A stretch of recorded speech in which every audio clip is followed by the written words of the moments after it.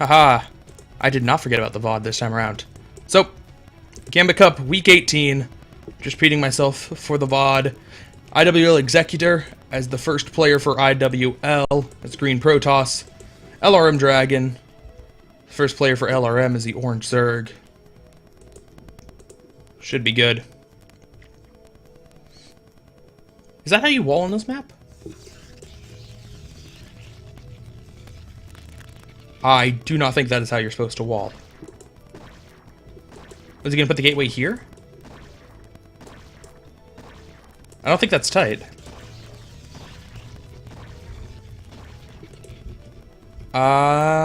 Something's wrong with that wall.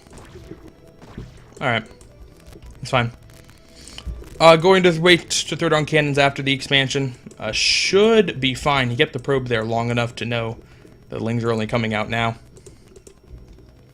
And those 2 cannons should be good enough to handle 6 lings. They're not in the best positions to stop the run by. If the Zerglings were to hug the side and come around, I think the cannons could only shoot them at this part. But with 2 cannons, it should be enough anyway. Okay, he's going to put the gateway here. This is certainly not tight.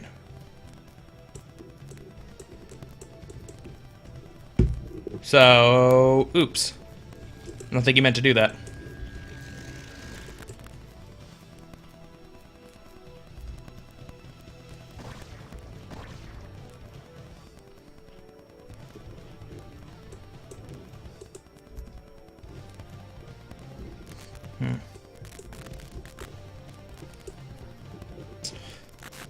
Alright. Anyway. It looks like Dragon may, in fact, give us the first standard Zerg play of the day. He has his lair morphing. He has his 3rd hatchery morphing. So, 3 hatch Hydralisk looking very unlikely. Which is good. As I said before, this is not the best of maps for aggression. Because if the aggression doesn't work, then the contain is very hard to set up.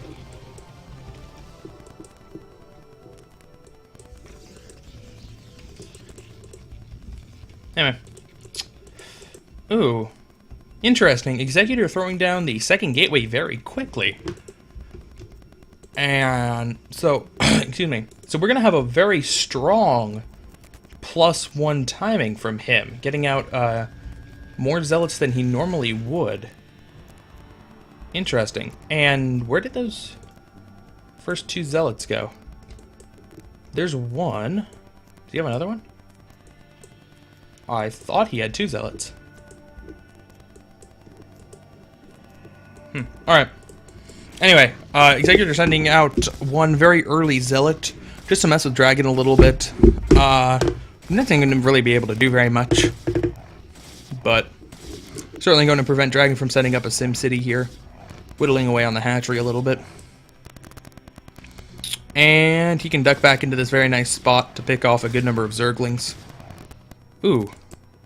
Apparently there's a sweet spot where 2 Zerglings can attack him. Anyway. Him. I said him. Now I question whether there are girl zealots. And then I question whether I could tell the difference between a girl zealot and a boy zealot. Because there's a girl Templar. There's a single girl Dark Templar. And I don't know of any other ones. I am unfamiliar with StarCraft 2 lore, so they might have introduced one then. Oh, really? That's really obnoxious. You get the Zealot here, and now he can hit the drones that mine from here accidentally. And Dragon doesn't actually have enough Zerglings to mess with it. Oh, he's just gonna be annoying as shit.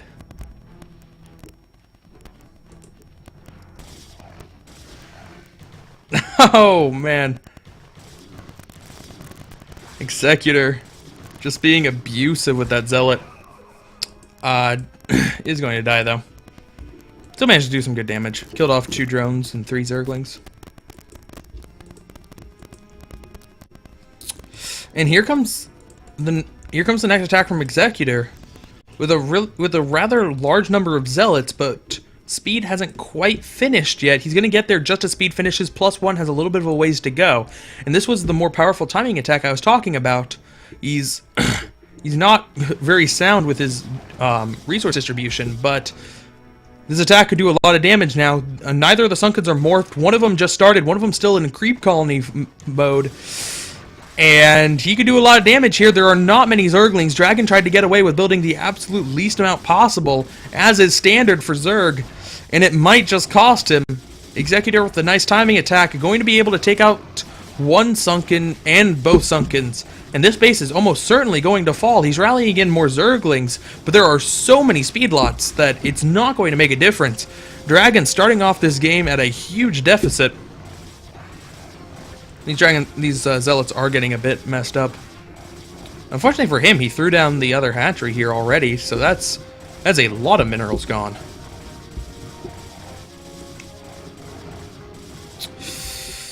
Back at his base, nothing too spectacular. He just went 3-hatch Spire into 5-hatch.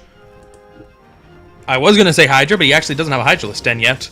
A few Mutalisks morph, but they can do so little damage to the Zealots that now that the Zealots are done, they can just run away.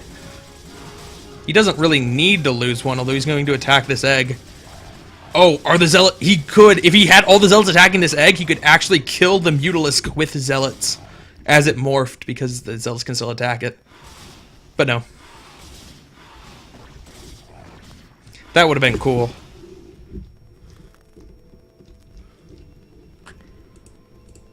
Anyway, Executor, with his fancy timing, no Corsair play, looking pretty strong right now. Already has 2 Archons out. Got that fast Templar. Oh!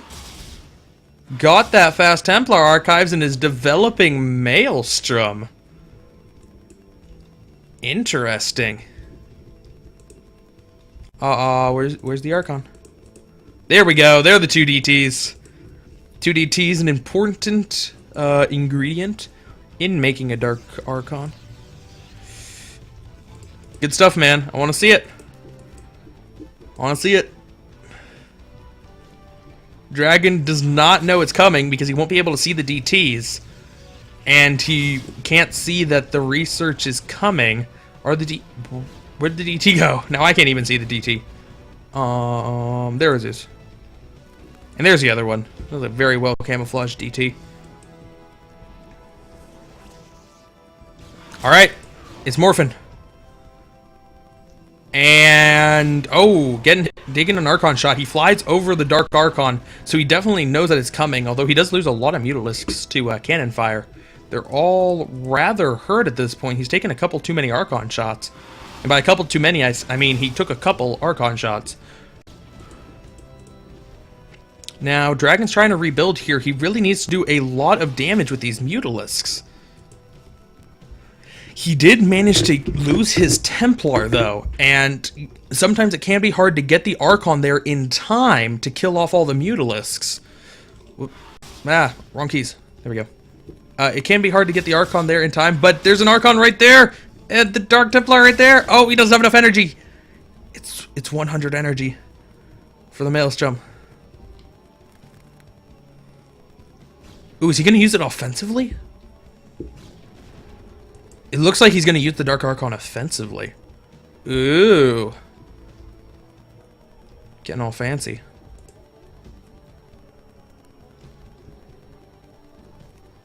Is it just me, or is the Dark Archon ball bigger than the Archon ball? I don't think I've ever noticed that, but just like looking at the height, they seem to be on like the same this, but then the Dark Archon like has a little bit extra on him. Huh. I wonder if that... No, I don't think that's my imagination. I think Dark Archons are actually bigger. I never noticed that before.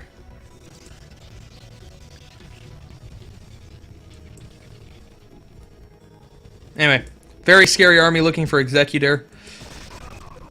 A very scary looking army for Executor is the correct order of those words. In Dragon, pretty poor SimCity here, no units. And here come the Mutalisks. Mutalisks. Oh, he got him! He got him! But the Archons! Oh, Storm! He got it! He got it! Yeah! All the Mutalisks dying. Dragon's pretty effed at this point. He has a lot of lurkers, and that is nice. But he's like at half supply after losing those mutalisks. That was not something he could afford to do.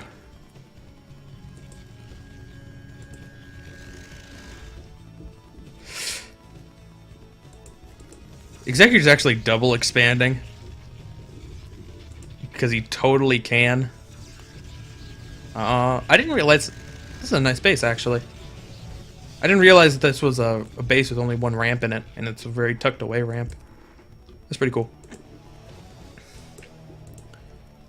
Anyway, yeah, Executor's gonna double expand, and he has this amazing army that Dragon cannot hope to attack at all. He does have enough lurkers that he won't die, but that's about it. And in a little while, he won't even be able to say he has enough lurkers to not die. Does Executor does not... Oh, there it is. I was gonna say he didn't have an observer. He now has an observer. 1 storm, 3 storms, 4 storms total. Yeah, this is not looking good for Dragon. In fact, dare I say, this is looking pretty bad for Dragon. But he might be able to snipe the Observer. Yes, just barely able to snipe the Observer. That is going to slow down the attack for a while. Well, as long as it takes Executor to get another Observer over there.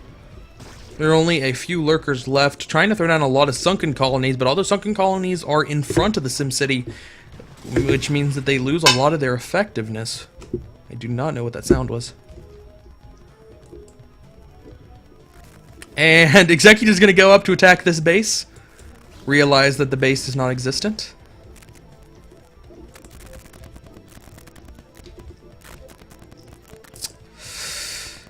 Ooh. This is looking rather scary. Executor moving towards the main. Now Dragon does have a pretty nice SimCity going here. Good number of lurkers. The Scourge are going to fly out first, but they aren't in the right position to hit the Observer. So that's a bust. A couple more Scourge coming out now. Are they going to be able to find it? Yes, they do find the Observer once again. Those Dragoons are so bad at protecting Observers. And it's going to at least stall Executor for a while longer. Dragon no longer has half the supply of Executor. It's a little bit better than that. 153 to 90. But Executor taking a 5th base. And Dragon taking a 4th. He finally feels safe enough to go 4-base Turtle Zerg. And this should be it should have been a pretty easy base for him to take. What kind of hive tech we got going? We have the Defiler Mount, and we already saw the Nidus Canal up here.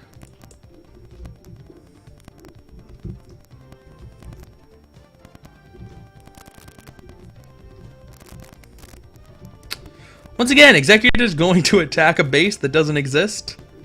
I think Executor thinks he's not in as good of a position as he actually is.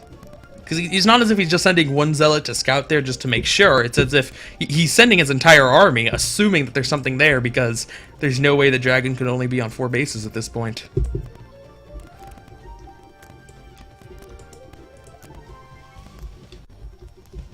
Anyway, the Dark Archon loses a lot of its effectiveness once the Mutalisks are gone. It can still feed back Defilers, but that is a very hard thing to pull off. You have to be a very talented StarCraft player. And is it going to push? Looks like not yet. Few Zergling's going to come this way though. Killed off pretty easily.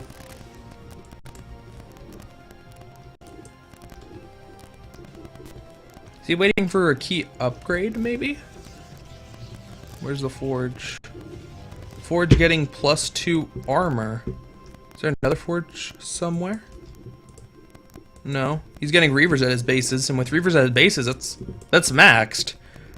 So he's got to do something.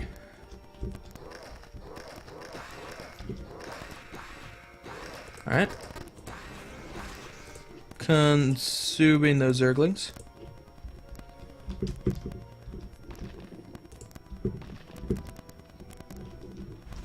I don't know, man. I want to see Executor do something. Because it's not as if he can make a bigger army. It's as big as his army's gonna get. And Dragon... Ugh. Just kill him, man. Just send the Dark Archon in, feed back some Defilers, and then kill him. Gonna get those swarms down very quickly. This is a pretty goon-heavy army, so the swarms are gonna be very effective. However, Dragons has pretty poor upgrades compared to Executor with the 3-1 and 3-2 on the way. Good swarm uses though from Dragon, getting a nice coverage, keeping them going. So feedback. Oh, never mind. You can just kill it too. That works. Pretty much as good as the feedback, but not as fancy.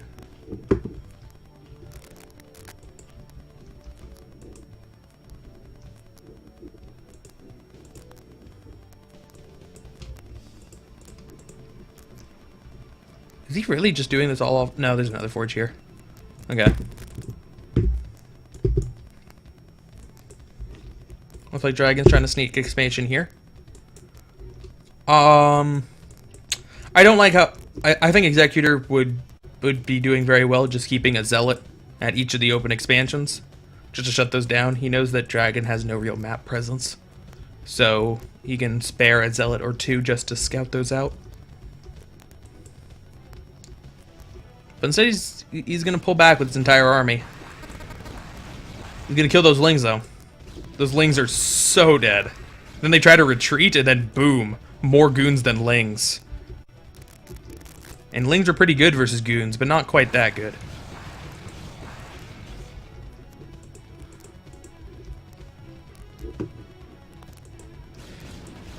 Cute little drop from Dragon. Just dropping a pack of Lings, but Executor trying to find ways to spend his 5k, 2k minerals by throwing down a bunch of cannons here. So those Lings aren't going to do anything.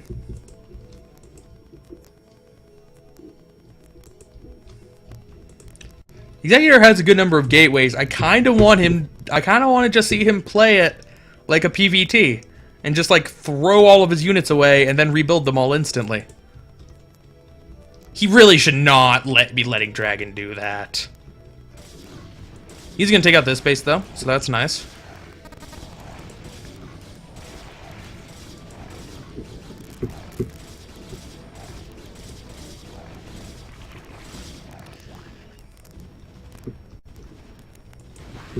Meanwhile, drops on the other side of the map. Was there a Reaver here? No, there's not a Reaver. Sounded like one. Most of the Lings are going to die. Oh, wait, there was a Reaver. So, that's not going to work. And nice storm going down on Dragon's units.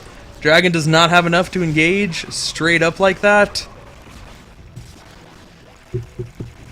And Maelstrom on 2 Ultralisks. That's cool. It looks like finally, though, he's committed to attack, which is good. Loses a single observer again. That's not so cool. So he's going to be forced to pull back again because he doesn't have an observer. Ugh. Man, dude. He has this game won, but he's slowly but surely letting Dragon kind of back in.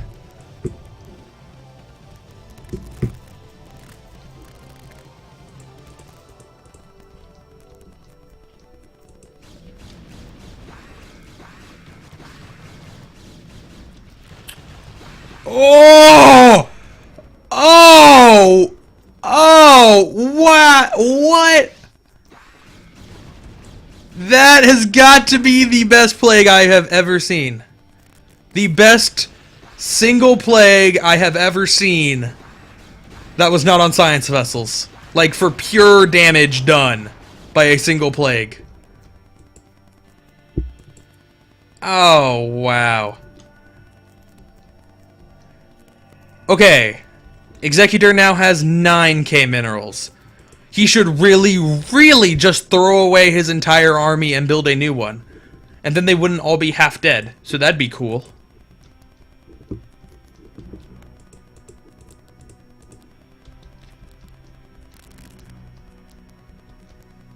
Gonna send his entire army once again to take out a single hatchery. Because he can.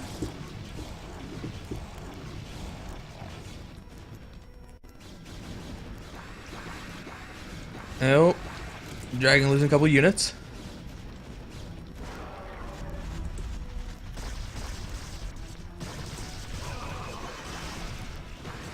And is it going to be it? He's attacking lurkers that are outside of the Sim City. Does he really not have an observer again?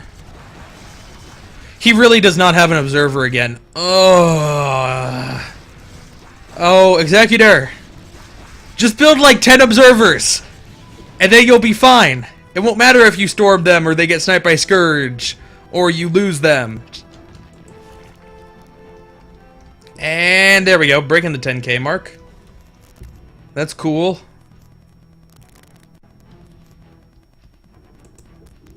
He's actually kind of splitting the map,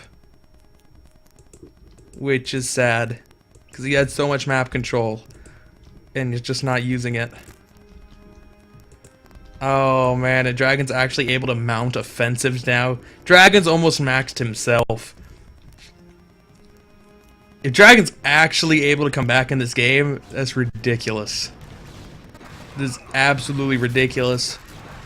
So, huge attack coming in. There are 2 Reavers back here, and that's going to help out. Ooh, it's killing off a lot of them lings.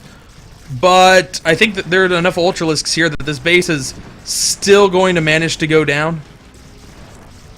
Gonna try to do some Reaver micro. 4 Reavers now. Did he just feed back a lurker? No, there's a Defiler in there. Okay, fed back the Defiler. That's cool. And he will be able to take out the Ultralisks. A few more coming up from behind, but enough goons to handle them, I do believe. There we go. Aha! You thought you could run away. Sucks to be you. Oh, he did actually manage to save the Nexus and the Robotics facility. So that's nice. He does have 11,000 minerals, so just rebuild all those cannons, no problem.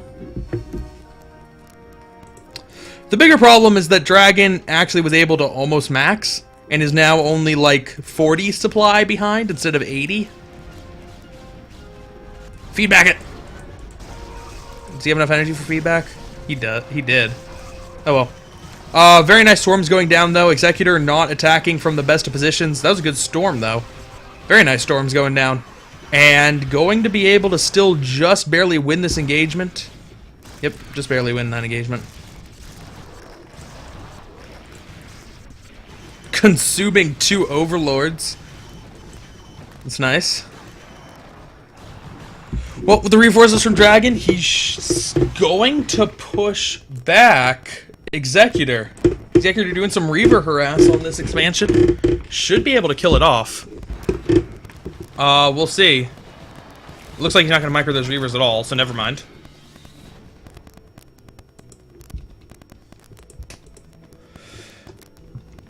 It's like Executor's going for this, like, low mineral composition by building a bunch of Archons. Because he has a ridiculous number of Archons in High Templar. But he's not in a low mineral situation. He has 10k minerals. He's fine for minerals. He can totally afford to build mineral-intensive units. It'll be cool.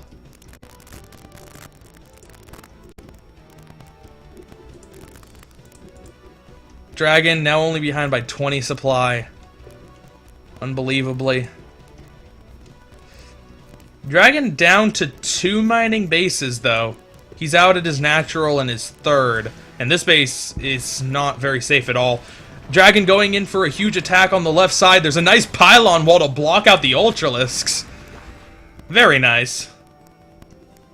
I really glitched him out because it was effectively a medic wall.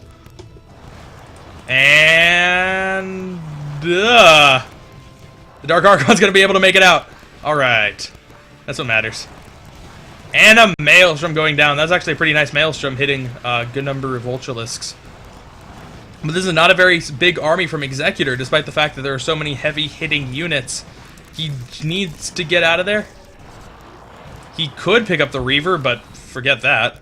And the Dark Archon finally goes down. Seriously, why is he even bothering to build shuttles? I don't think he needs shuttles at all. It's not as if he's moving around fast enough to need the shuttles to keep the Reavers with the rest of the army.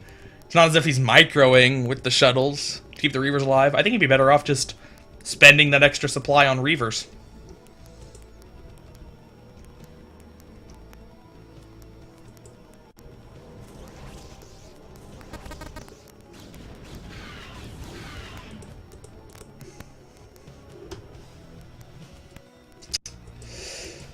It's a lot of Archons.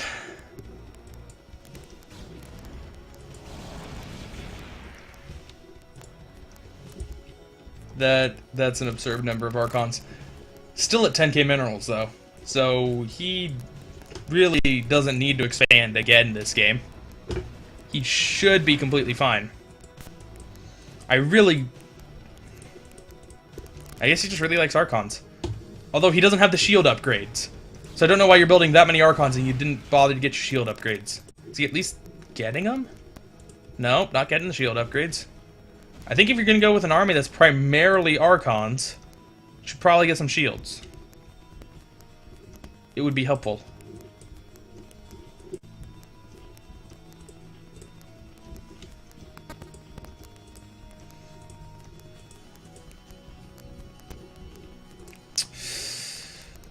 Alright. So, still only 2 mining bases for Dragon. This base, although has was just now able to rebuild the hatchery. This base is trying to get online, but probably going to fall to this Archon ball. I guess Executor still might be able to starve out Dragon eventually. It's possible. I mean, he's playing this so passively. Hatchery going down. Man, I'm just really scared for Executor. He has 12k minerals. I feel like if he gets in a really bad engagement and loses his entire ball, which is totally possible this late in the game if you don't micro it correctly, then he could just die. I mean, but if you have that many Archons, I guess there's not really that much of a reason to worry, because you can just kill everything. Except for siege tanks, obviously. That'd be ridiculous if Archons could actually fight siege tanks. And here's the Observer.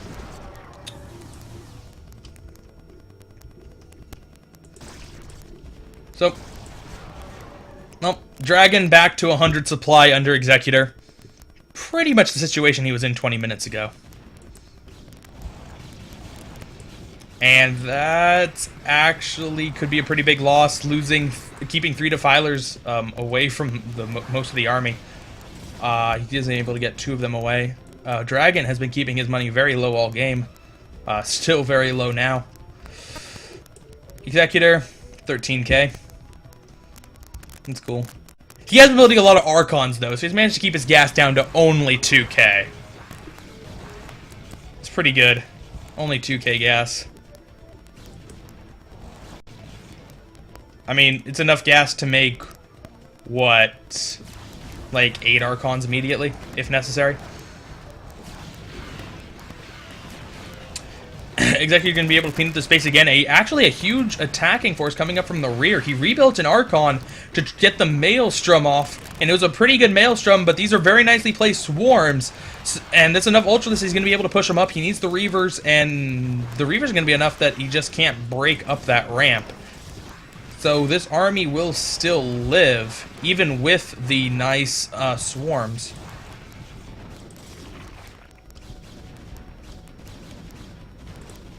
Yeah, he doesn't actually need to do damage with the Archons, he just needs to keep the Ultralisks away from the Reavers, and eventually they'll die. Did he get the Reaver damage upgrade? I really hope he did. I now want to go find a Reaver. Yes he did. Good.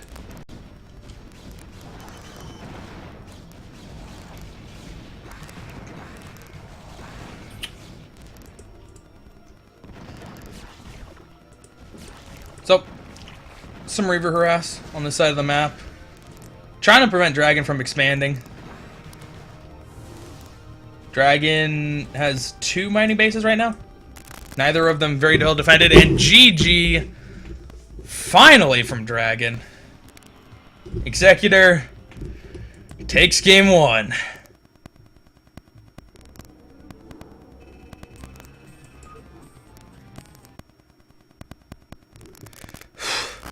All right.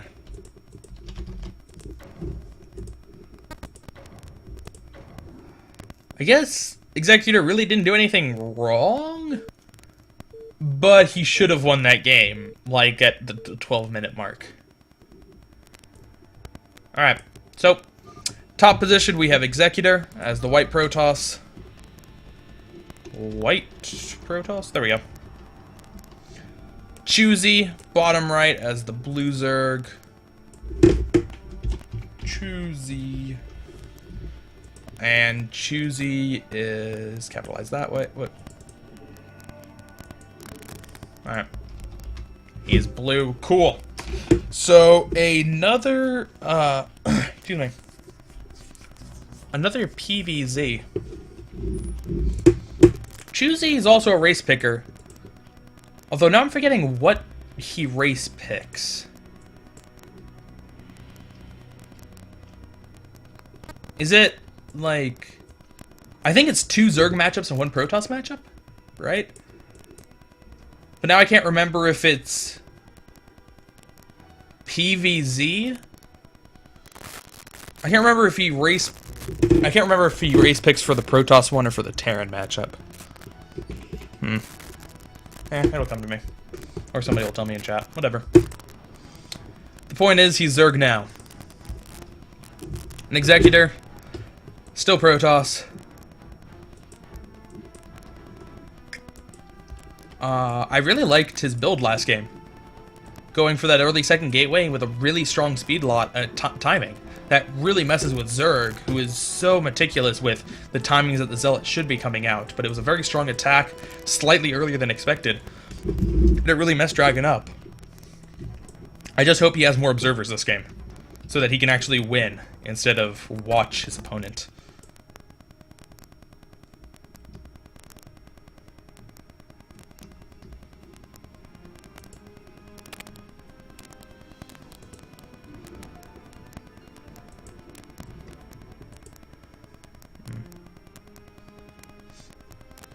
Yeah. So, Choosy went for a 12 hatch. And Executor will unfortunately scout it last. But he hasn't thrown down the cannon that he probably should have. When you don't scout your opponent, you typically just throw down that cannon anyway, just to be safe.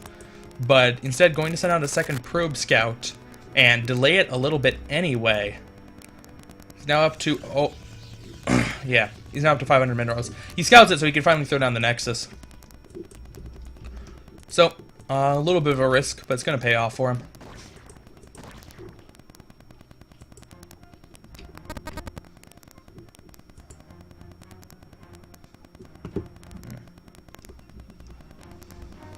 Now, checking the standings of Gambit Cup real quickly. IWL is one of the teams right on the border. They're 7-7 at number 7 in Gambit Cup, and it's top 6 that get in. So they just need to sneak up a single rank. The problem is that the next two teams they have to pass are SAS and Reps, which are no slouches, and it's kind of weird to see them not be at the top. So, but they definitely have something to win. And if they lose to LRM, I almost want to... If they're unable to win out, they're not mathematically out of it, but practically they're out of it, because it's really unlikely that SAS are going to lose all their games the rest of the way. So it's pretty important. Excuse me. It's pretty important that IWO wins this. Let's see. Yeah, it's possible that they can lose, but they really cannot afford to lose too many more.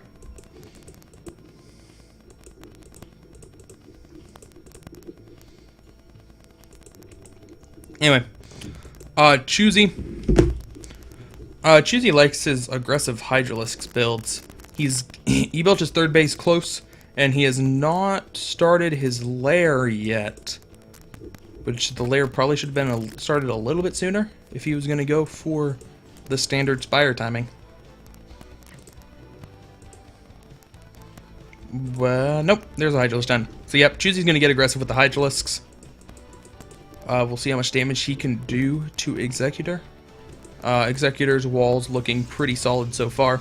And he did have a probe to get into the base, so he knows that his opponent will be attempting some early Hydralisk pressure. Doesn't know quite yet if how much he's going to commit to it. Oh. Choosy actually took a base on the other side of the map. So yeah, that's 4 hatcheries before before the Hydralisk den. Alright. Getting a little bit greedy there. Executor could have thrown a bit of a wrench into the plans if he had moved out with early Zealots. But no. Looks like he's going to go for the same kind of build he did last time. This time throwing down a third gateway as well. So he's going to have a lot of speed Zealots coming out. But Choosy will not fall into the same trap the Dragon did. He will have some kind of army out. He will not have SimCities, however. So if he's not able to keep the Zealots back with proper micro, if the Zealots are able to break out, then he might be in a bit of trouble in trying to hold them off at his various bases.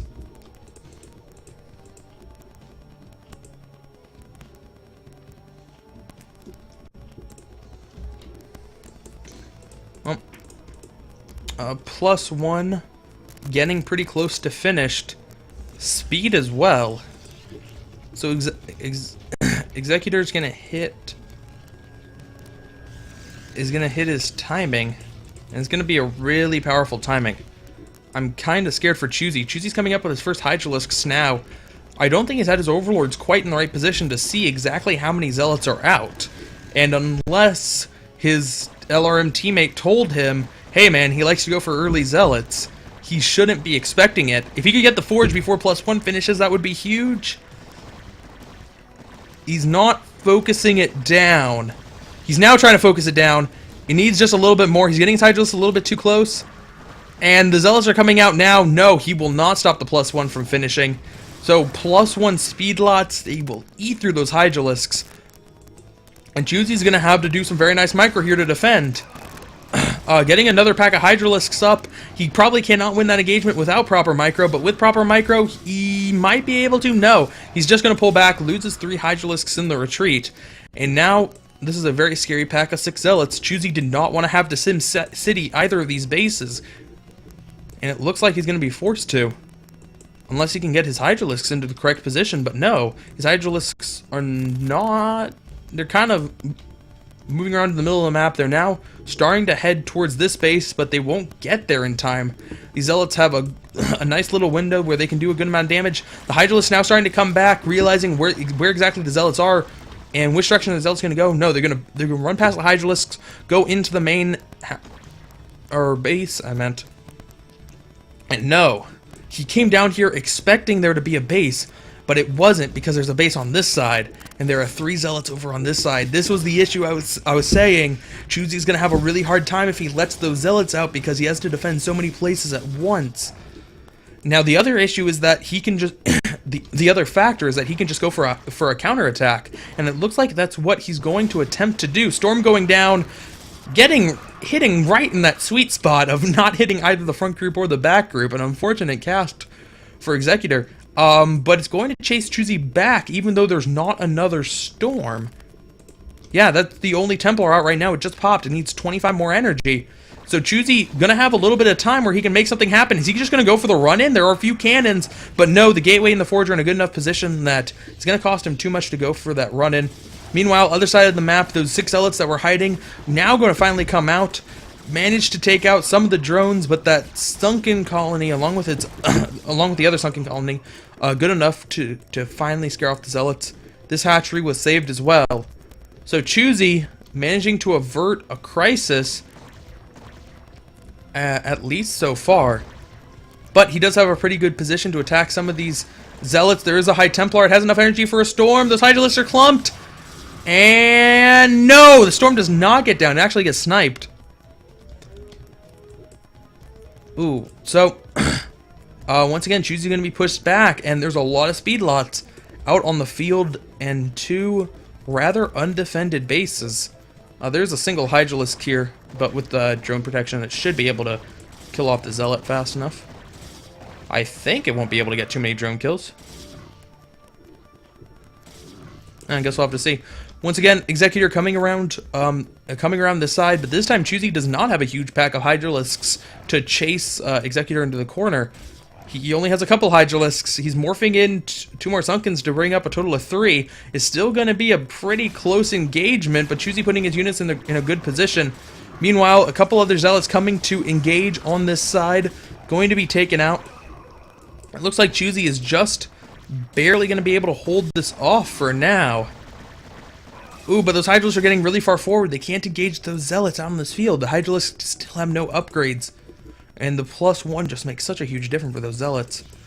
Executor now able to take a 3rd. Oh. Choosy really wanted to play an aggressive game, but he got out-aggressivized. Aggressivized is a word. He got out-aggressivized by Executor.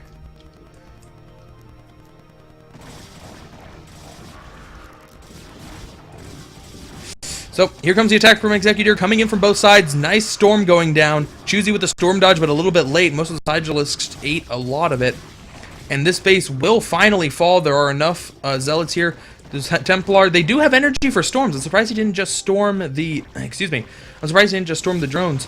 There is a single Mutalisk, and that's actually going to be a huge problem. Executor has no anti-air, so he's just going to target... he's going to target the High Templar. Looks like Executor is going to need to run away. He's going to be able to get away with the speed lots, but not with the High Templars. Ooh, an unfortunate... good move by Choosy, going for the Mutalisk transition, but it did cost him his 3rd. Now, how much damage is he going to be able to do with the Mutalisks? Last time Executor had a couple Archons back already in preparation. This time, no. He's just getting his cannons down now. The bigger problem is the fact that Executor has no mobile anti-air. Those cannons were really it. So, I think a lot of his aggression is going to be kind of shut down. Mutalisk going in for an attack on the 3rd base, taking out the cannons. It's going to cost him a good amount of Mutalisks, but he attacked just before those cannons finished finishing. Those cannons could finish finishing. And is going to be able to kill it all off. Once again, Executor coming around this side, this time in a poised to attack this expansion with High Templar. And it looks like it might be a trade, 3rd base for 3rd base. Well, we'll see if Executor can pull it off. He does now have an Archon with his army, which is certainly going to help out when those Mutalisks are done. I think those Mutalisks are the only chance that Choosy has to defend this base. Choosy doesn't realize, he now realizes that there's an army here. He should definitely be pulling these Mutalisks back to help defend. Pylon's not very important. We'll see how good his reaction timing is. The Sunkens are going to go down so quickly because there's no defense for them. There are no units here. There's a couple of Hydralisks, but that's not enough to protect the Sunkens. Sunkens all go down. I'm not sure where the Archon went, but most of the drones pull away with the High Templars. Oh, man, Executor's losing a lot of High Templars without storming. That was a pretty good storm, though. And now the Mutalisks come back, but it's after all the Sunkens go down, after the drones are pulled, and after the hatchery goes down. Gonna be able to clean it up, though. Both players down to 2 bases. Choosy trying to expand again. Executor trying to expand again. And we have yet another Dark Archon for Executor. He's going to try to catch Lightning twice, but it doesn't have enough energy yet to catch that huge pack of Mutalisks. So the Mutalisks are going to be very scary. Those Templar very vulnerable to be sniped as the... as the Dragoons are really the only anti-air viable at this point. Not to mention that these Hydralisks are also very scary. Storm going down, not hitting a lot of on the Mutalisks as they're able to dodge, and they're going to be able to kill off all of the High Templar. And this is looking like a very small army to try to defend against a good number of Hydralisks if Choozy's able to get it up. Ooh. Getting +3 though, he has been getting very, very nice upgrades, which is going to help him out a lot. Choosy, not so much. Choosy trying to expand to that 3rd base once again, trying to reestablish the 4 bases he once had. It looks like the Hydralisks are just going to go for the sneak around, going to try to snipe this Nexus. Will Executor get over there in time? He's not moving. Alright. Should probably cancel that. There we go. And yet again, the Templar's going to go down. It just had enough energy for a storm. He might have been able to get it off. This one does have enough energy for a storm. Ooh, getting a lot of those Mutalisks. The Mutalisks are now all very weak. Going to be forced to pull back. Good for him. Executor, I'm really surprised Executor hasn't been going for more Archons. Archons were a big reason why the Mutalisks against Dragon were so ineffective, or the Mutalisks of Dragon were so ineffective. But this game he's not building them, and now he's actually having a really hard time dealing with the Mutalisks. He has 2 Dark Templars once again, so he's really committed to Dark Archons. Interesting. Well, man, you gotta respect a guy for commitment. And if he hits that, if Choosy loses his entire Mutalisk flock in one fell swoop, that could be a game-changing event. Because Choosy does not have a lot behind it. Just looking at the supply, it's 114 compared to only 86.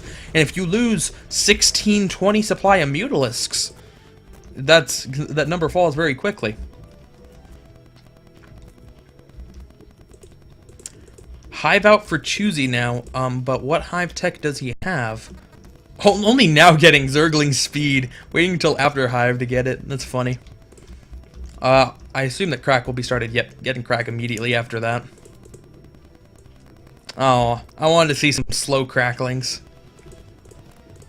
But no. Executor getting a very scary looking army once again. Now Choosy does not have the kind of SimCity that prevented Executor from closing out game 1. So he might be able to actually kill some bases with this super scary army. I mean, he should. Once again, though, not very many High Templar, and if he loses that single observer, he's going to be petrified yet again. How much longer till +3 is done? Just finishing up now. So +3 Zealots. The Zerglings only have 2 armor. So even with a Crack upgrade, they're not going to be horribly effective against the Zealots. Will they be able to actually take down the cannons? It's looking like they're going to be able to get down the cannons, but the army all came back. Executor seems to be having a little bit of an issue with sending an appropriate number of units to either take out bases in the last game or to deal with counterattacks in either this game or the last game. He keeps sending his entire army, and it sets him back so far. He should be putting a lot more pressure on the Zerg when the Zerg's trying to get away with some very excuse me, with some very low defense stuff.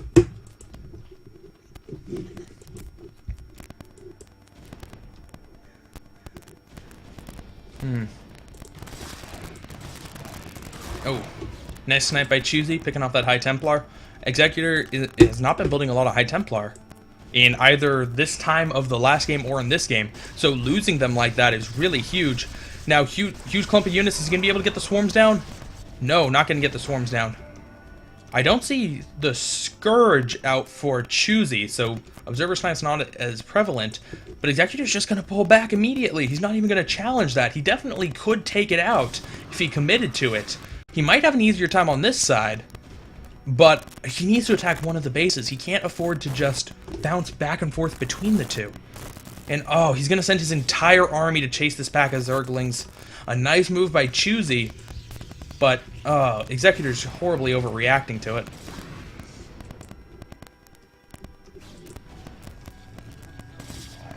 Oh, this base is going to go down. Those cannons did not quite finish in time. Or, those cannons are going to go down, not the base is going to go down. And get some of them. But Executor had to pull back his entire army to do it. He didn't have to, but he did. So now, I'm going to try to pull back down this way again, giving Choosy a little bit more time to get some better upgrades, giving him a little bit more time to set his lurkers up in a better position. Yeah, see, he's spreading them out. He's getting them in the perfect anti-storm locations.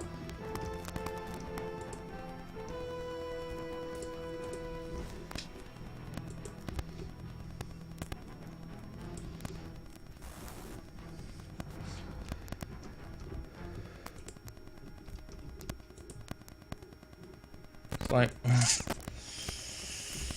Choosy down by about 60 supply. I'm surprised by how few Archons Executor has. Last game he might have overbuilt on the Archons, but he certainly should have some. In this game he doesn't have a huge number of High Templar either, just a handful. Like that's an okay number of High Templar. Maybe he wants a couple more, but no Archons is a little odd. Anyway, coming down here, sending his entire army to scout out an expansion once again, and it's just delaying his attack. He's doing everything possible to slow his own attack, and a couple of Zerglings gonna come up to this expansion. They should be able to be taken out by the cannons. Yeah, cannons are gonna be able to deal with them. So, getting Observer into position, kind of scouting out, seeing what Choosy has. Is he gonna go for it? Is he gonna go for it? He's gonna go for it a little bit. And then he's gonna pull back. Alright. This is a pretty scary SimCity, admittedly.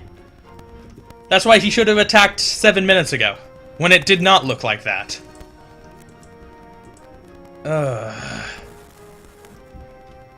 And Executor, the most painfully patient PVZ out there.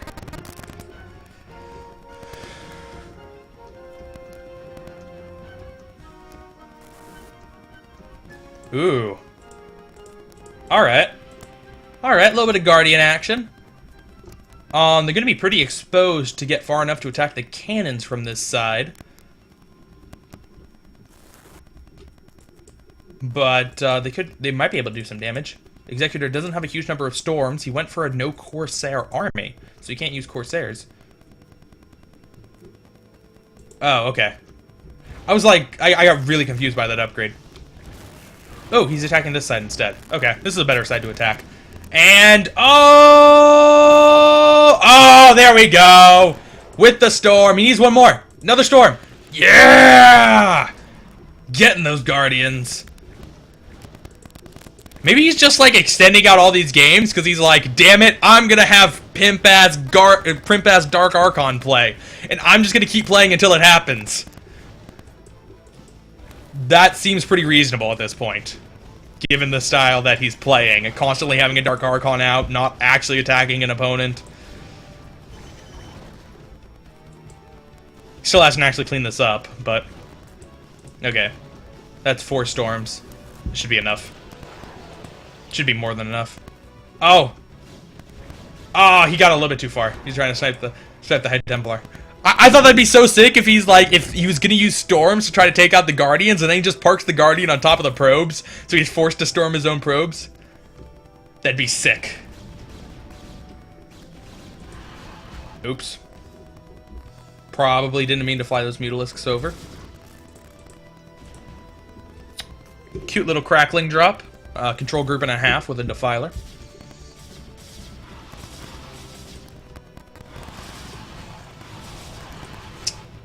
Two Mutalisks do not beat 3 Archons. In a shocking discovery. Alright, Executor has 2 Observers this game. All right, he is learning, man. He is slowly acquiring knowledge about how to finish off a game. He hasn't quite gotten there yet. He doesn't quite understand the nuances of attacking an opponent, but 2 observers as opposed to 1 observer is a start. And oh, he really maelstrommed the overlords and then did not get anything back there in time to kill them off. All right.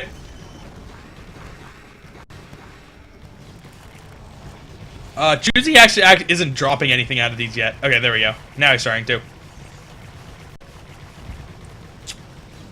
Executor seems to be having some trouble taking out these cracklings. Managed to get an archives, managed to get a gateway. No defiler though, interestingly. And crackling drop on this side, bigger than what he originally tended on. And this game Executor does not have the nice pool of Reavers to help him defend. So as these are cleaned up, this base is almost certainly going to go down. There is a single High Templar there. Now starting to bring in a few more units, but that Nexus is going to fall. Cracklings kill it so quickly. And, yep. He should be able to take this out eventually. He's actually going to lose a couple of High Templar that were unnecessary to lose, but... Oh, and he has a Dark Archon. He got the energy upgrade for the Dark Archons? Really? Was that necessary? I did not think that was necessary. Or I do not. He has 2 of them. And... Alright. He's actually no longer has a supply lead. Because he didn't actually kill Choosy. So he does not have a ridiculous advantage anymore. Built 2 Stargates. Whoa, wait a second. Here's a Templar Archives that's injured. Here's where the other Templar Archives was. Did he go double Templar Archives and I missed that? Really? That doesn't seem right. I don't think anybody goes double Templar Archives to get out super fast Maelstrom plus Dark Archon energy? That makes no sense.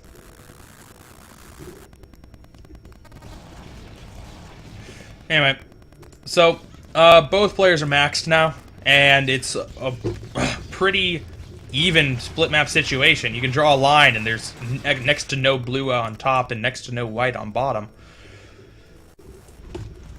Choosy is... Actually, no, they're almost identical timings with their expansions if you ignore the fact that one was killed. So, let's see how Executor manages a late game PvZ when his opponent doesn't have a 100 supply deficit on him. Getting that Defiler energy upgrade. Choosy's units are at full upgrades to the Ultralisks. Hydralisks still only have +1. I assume he won't be making many more Hydralisks this game. Just all gonna be Zergling Ultra Defiler. Meanwhile, Executor, not quite full maxed upgrades yet. Got the +3 and the 2 armor. Is he still getting upgrades? No, it looks like he's done with the upgrades. At least for now. Don't know why he built 2 Stargates. He has had no air units all game.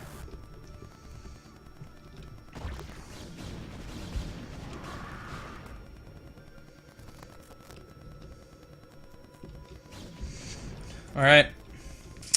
So, Executor's going to move down with his army. He's going to get to about here. Then there's going to be an engagement. He's going to kind of win the engagement, but then he's going to pull back to here. Because he doesn't actually want to attack a base. This is my prediction. Oh, Executor's proving me wrong. He's just going to pull back right now. Okay. Okay, that's cool. Just cut out the middle, man. There's no need to, like, fake like you're going to go for an attack. We both know you're not actually going to go for an attack. How much more mining do we have left? This base is getting close to being out. This base is full. This base is 2/3 left. this base is 1/3 left. So, like, 2 full expansions left for Choosy. He is banking 8k, so that's nice. Executor, not quite banking as much. This base is full. This base is mostly full.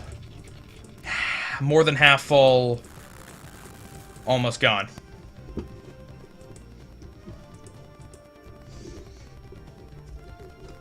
So, Executor has a little bit more money left over should this go to an extremely long game. Which it seems to be, because neither player seems confident in crossing the middle line. The magical middle line. Like, Choozy's kind of crossing it a little bit, but now he's pulling back.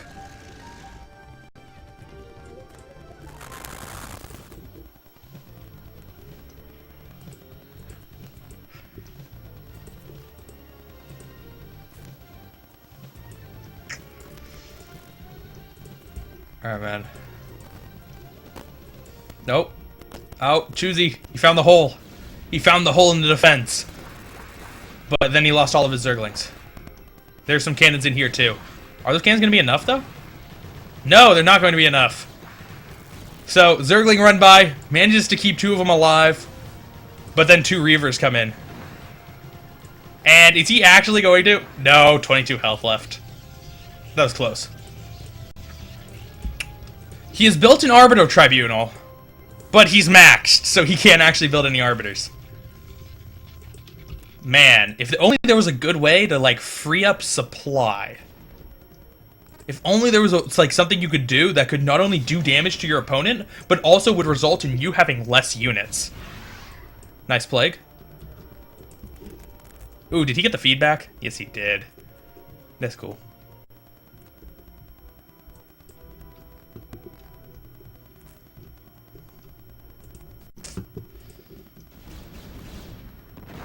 Alright, so Choosy going for an attack, but there's a pylon wall, so that's completely invincible. No point of even trying. Choozy's gonna retreat. And Choosy, or Executor, still didn't actually lose any units in that attack. So he still can't build his Arbiter. But Choozy's gonna head towards the other side, and Maelstrom on an Ultralisk. And some Overlords. But that's actually blocking the Zerglings from getting in. So that was actually pretty cool. That's actually working out pretty well for him. Okay. That's pretty sick. And it gave him enough time for his unholy ball of death to come back and kill everything.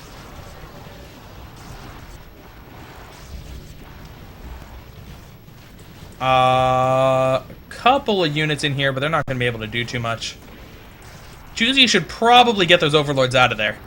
Although he does have 10k and like 100 hatcheries, so really doesn't matter. But probably should retreat with those. Nope. They're gonna be Maelstromed! Yeah! You thought you could retreat your Overlords? No! I'm gonna kill them all off. Except for that one. And that one too. I thought that was actually I thought that one was gonna die. But no.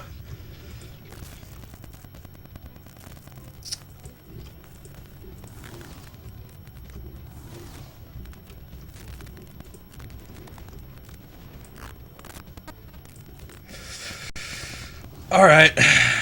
Choosy. Still at 11k. Looking pretty good as far as minerals are going. This base is still mostly saturated. It looks like he only just transferred drones here because most of these still have, like, only 100 gone. This base is oversaturated. Still about half of it left. This base is starting to run on empty. So he's going to be on 2 bases pretty soon. Plus an 11k bank. Compared to Executor, who is on 3 bases, essentially. Has pretty bad saturation, but really doesn't need saturation at this point. Choosy coming in for an attack with a huge number of Ultralisks.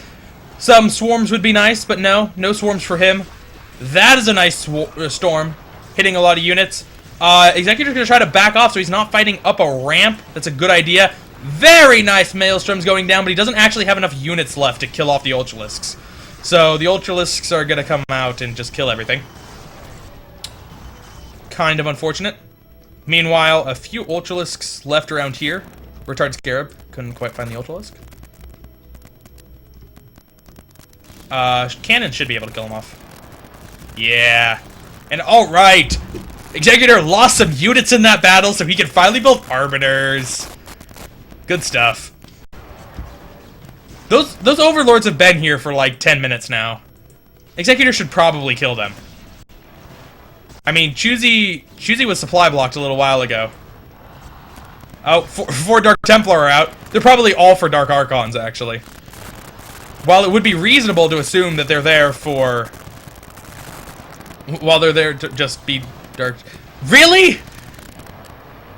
He stasised the Overlords so that the Dark Templars would be invisible and could kill the Ultralisks.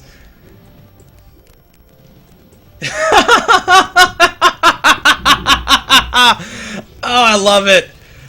Man, why go and kill your opponent when you could, like, show off your immense knowledge of how Brood War works? And doing cute micro tricks. It's like...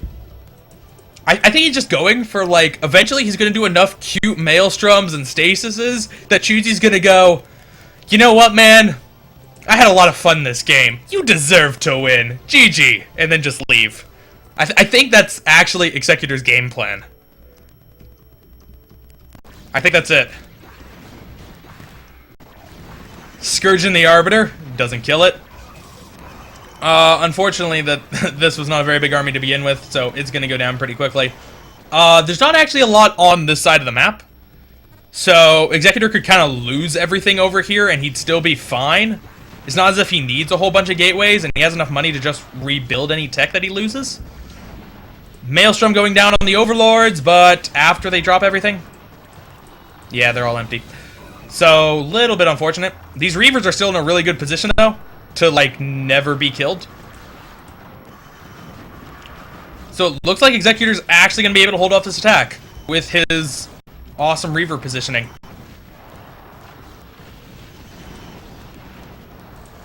Alright. So, Choosy going to slowly move away.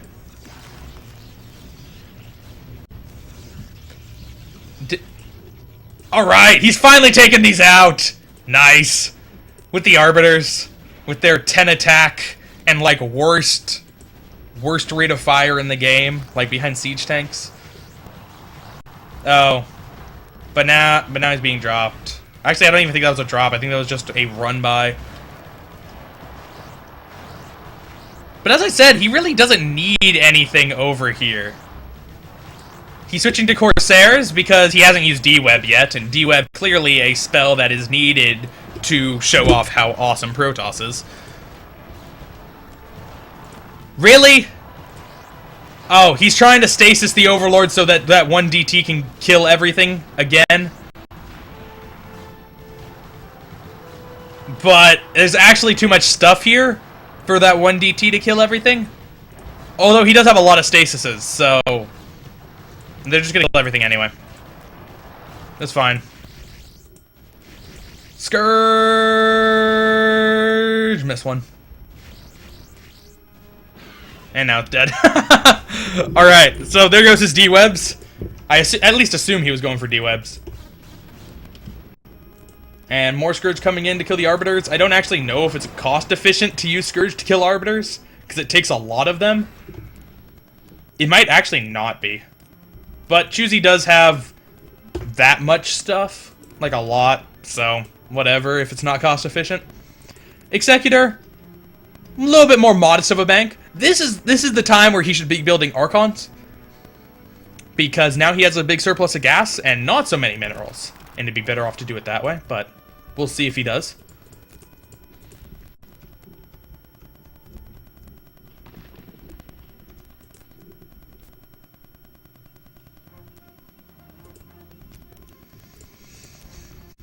Alright, well, this base is really defended by Cannons and Reavers.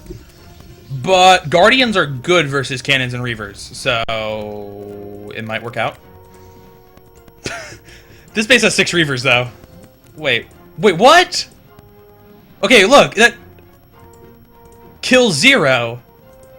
Blank. Kill 0... blank. Why is this Reaver blank?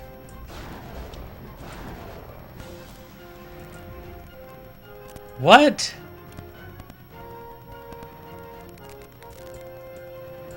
Why? I'm so confused. Is this a bugged replay? Is that why nobody's attacking each other? Does that explain it all? That this replay is actually broken and this is a symptom of it? Reavers with no kills?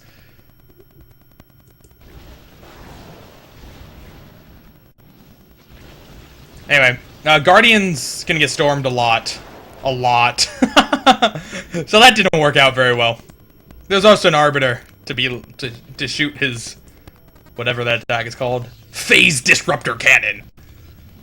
Man, that's a pretty scary name for a weapon that's like the worst attack in the game. Phase Disruptor Cannon. Maybe it like shoots somebody, like he shoots a unit with it, and the unit's like, "Oh man, you disrupted my phase, jerk." Because it has about that effect. That's what I'm thinking, man.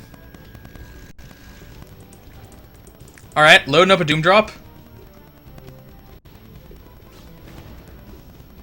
Does he have Dark Archons here? Oh, yes, he does! Alright! Maelstrom it! Do it! Do it! Okay, Stasis it, that's cool too! And that Choosey's gonna back off. Because, fuck, man. Why attack when I could not attack? Oh, he's gonna go for this side. Alright. Alright, there are a lot of Reavers here. The Reavers should probably start backing up. Oh, there's a pylon wall. So, actually, he's fine, because pylon walls, as we have seen, are invincible. Stasis going down on a lot of stuff for both players.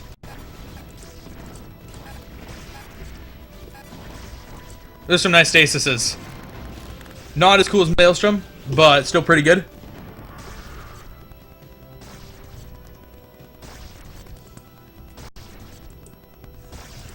And he's gonna reconstruct the pylon wall.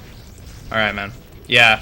Choosey almost managed to break through the pylon wall with a 200 Zerg army, but not quite. Those pylons are pretty beefy.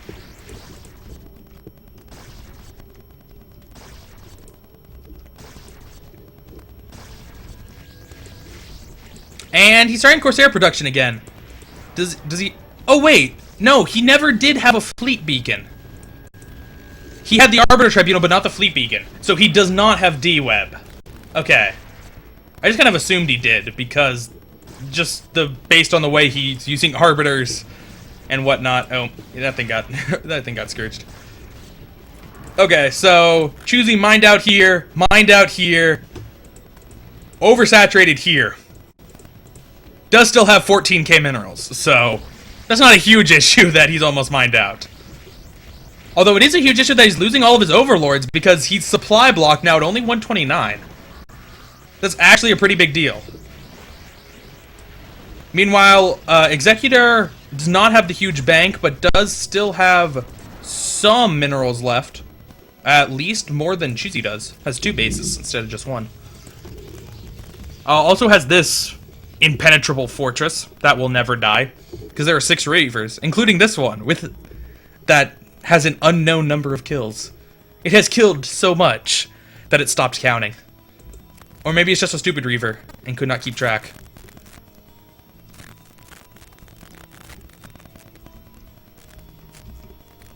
For those of you who don't know, kills cap out at 255. Once you get 255 kills with any unit, then it just stops counting. In case you were curious.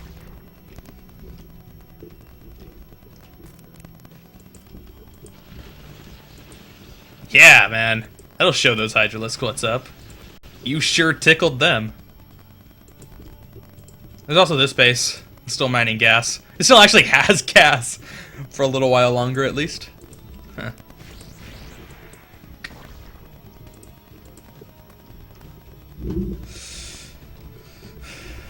Oh, man. You know what?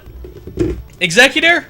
Maybe Executor's not crazy. And he's like, I don't have to win. Because if I just do nothing, I will not lose. And if I do not lose, then I kind of win anyway. I like it, man. Just don't lose strategy. That's all you have to do. Just as long as you don't lose, you will win. And he is really embodying that. Choosy mounting up for an attack on this side. I don't know why he wants to kill off this base. There's like nothing here. There's no reason to attack it. In fact, it's better leaving it alive because that's like X amount of supply that's tied up that will never be used. But now he's gonna go for an attack on this base. All right, that's like 26 supply and gas. You're taking out his gas. That's cool.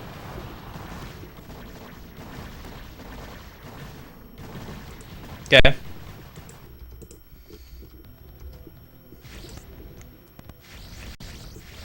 Really? Queens? What do you use queens for? You can't broodling Archons. You can't broodling Reavers. And you can't broodling air units. That's pretty much all Executor has right now. So not sure why you have a mass of queens. It's a little bit confusing, but okay. It's fine, man. You can broodling the High Templar. That'll work, I guess. You're now out of minerals. Okay. Choosy has 13k minerals left, and that is it! He can do nothing else after wasting 13k minerals. It is settled. He could mine this patch of 44. That's possible. Okay. So he has 13k plus possibly 44.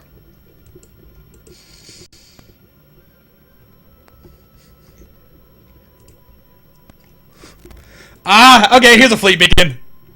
Oh, wait, no. That fleet beacon's just so he can get +2/+2. It might not be for D-Web.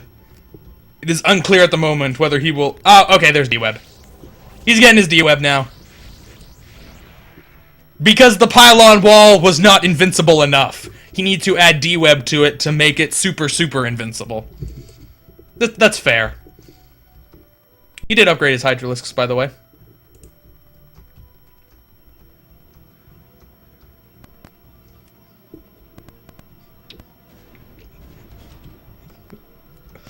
Oh, man. Okay, Choosy sacrificing his drones. By doing that, he wasted, like, 3k in Reaver shots. That was good. He actually has no use for drones anymore. So that's why he got rid of them, because that was, like, 20 supply that was completely worthless. But, by attacking this base, he literally did waste, like, 20 Reaver shots. So that's like 300 minerals. That's like taking out a Nexus with drones, man. That's like, he like almost took out a Nexus with drones. That's cool. That's cool. Getting Devours. Devours are really bad. So, don't know why you're doing that. You need a combination of Devours and Mutalisks to kill Corsairs. But not when there are that many Corsairs. No! He fed back the Queen! Oh, you thought you could use your special nobody uses it talent? But then Darkon used his special nobody uses it talent, and then you died. You done died. Sniping the Observer. That's good. Oh, feedback again! Yeah! Feedback's a queen! Oh, I didn't feedback that. You didn't feedback that one. Feedback the Queen! Oh, he didn't need to feedback that one. Oh, he didn't have enough energy for it anyway. Oh, man.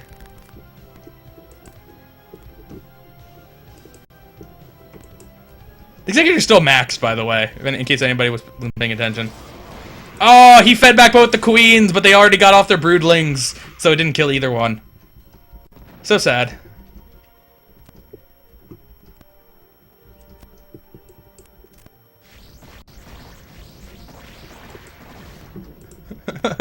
This game, man.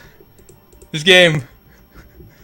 Like, Executor he's maxed, but he has no army. It's like maxed in all defenses. Is that 3? No, that's just +2. Getting another Archon, so he can continue to feed back Queens. That's good. Okay. Okay. He's going to use the Guardians and then try to cover it with Devours. Unfortunately, Devours will still probably lose to those Corsairs anyway. But he can try. And that's all that matters, man. All you can ask is that he tries. Okay. Okay. That's good. He scourged some stuff. He scourged some stuff. Alright. Alright. And he is going to be able to take out the Corsairs. I mean, the storms are still enough to kill all the Guardians off. So that's a problem. But he managed to take down the Corsairs. It's not as if Choosy can't just rebuild them, or Executor can't just rebuild them all instantly. No. That's not an issue. Choosy now down to 9k. Okay, he's wasted 1/4 of his resource bank. Ah, he fed back the queen.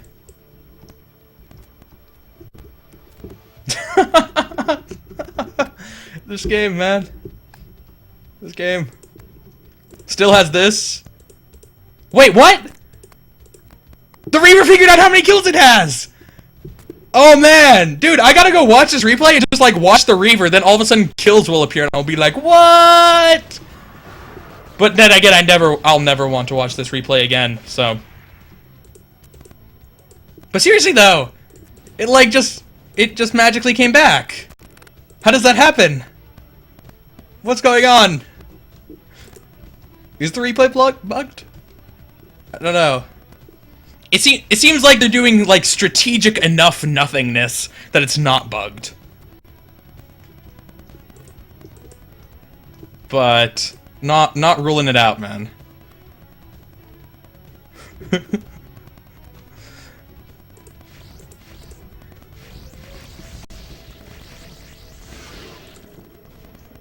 have no idea what he's trying to do. I have no idea what either player's trying to do. Okay, I know what Executor's trying to do. Executor is going with the strategy I described earlier of, if I do not lose, then he cannot win. And it's pretty sound logic right there. Choosy, I have no idea what he's trying to do. He's like, just like running through the units in his head, like, okay, I'm gonna send Zerglings at him. Huh, the Zerglings didn't work. I'm gonna send Hydralisks at him. Huh, the Hydralisks didn't work. I'm gonna send Ultralisks at him. And then he's just like one by one working his way through. He finally got to Devourers, and then it's like, well, fuck. That's all the units I have.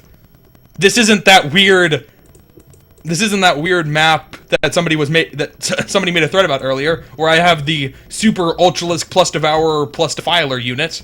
That'd be really nice. I'm kind of surprised he isn't...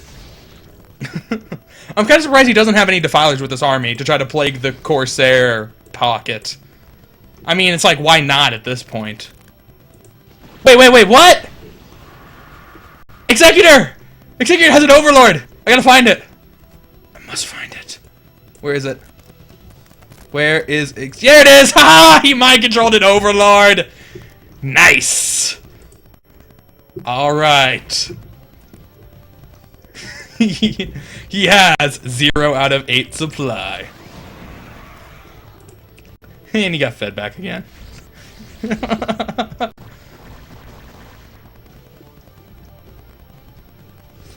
Oh, dude. I don't know what either player can do. Actually, Executor's now up to 7k.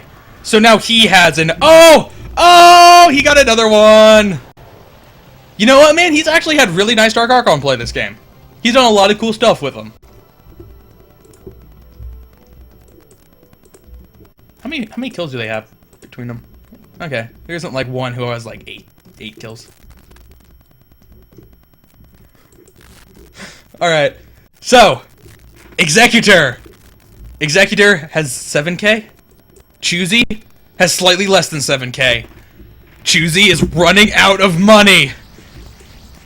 And in response, he is retreating his entire army away. Well, he's like, fuck. If I can't win with offense, I'm gonna win by defense. And Executor's like, I can't win with offense, so I'm gonna win with defense. Staring match, go. This is literally the only unit that is on the wrong side of the map. Everything on this half of the map is white. Everything on this half of the map is blue. Oh, these Corsairs. They might break the line. Are they going to? Would they be so brash as to go onto blue side of the map? Oh, yes, they would. Oh, Executor needs to get rid of his probes. Alright.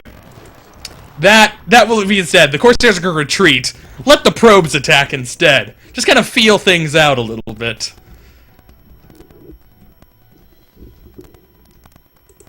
He's gonna send drones in all the other directions. Oh, that probe died. Go probe! Kill the Ultralisk! Oh, I died.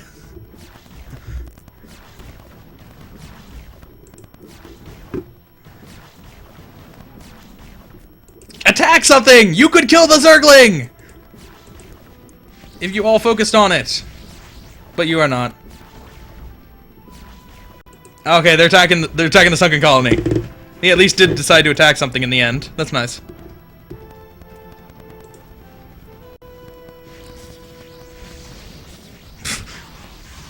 Okay.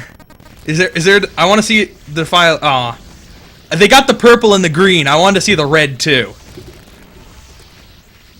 Is he actually going to lose this engagement? No, he's not. Okay. It's fine, man. It's fine. It's not like he plagued his own powers. Oh man, he wanted to play the card. Oh, doesn't he feel silly?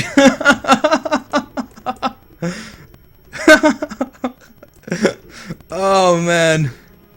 Oh, okay. Executor is almost mined out.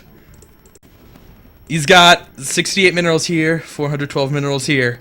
He's getting close. So he will have less than 7k minerals for the rest of the game. There is still this very lucrative 44 mineral patch right here. He could send a probe and long distance mine it from here. Try to dodge that Zergling. He might want to try that. Could be good.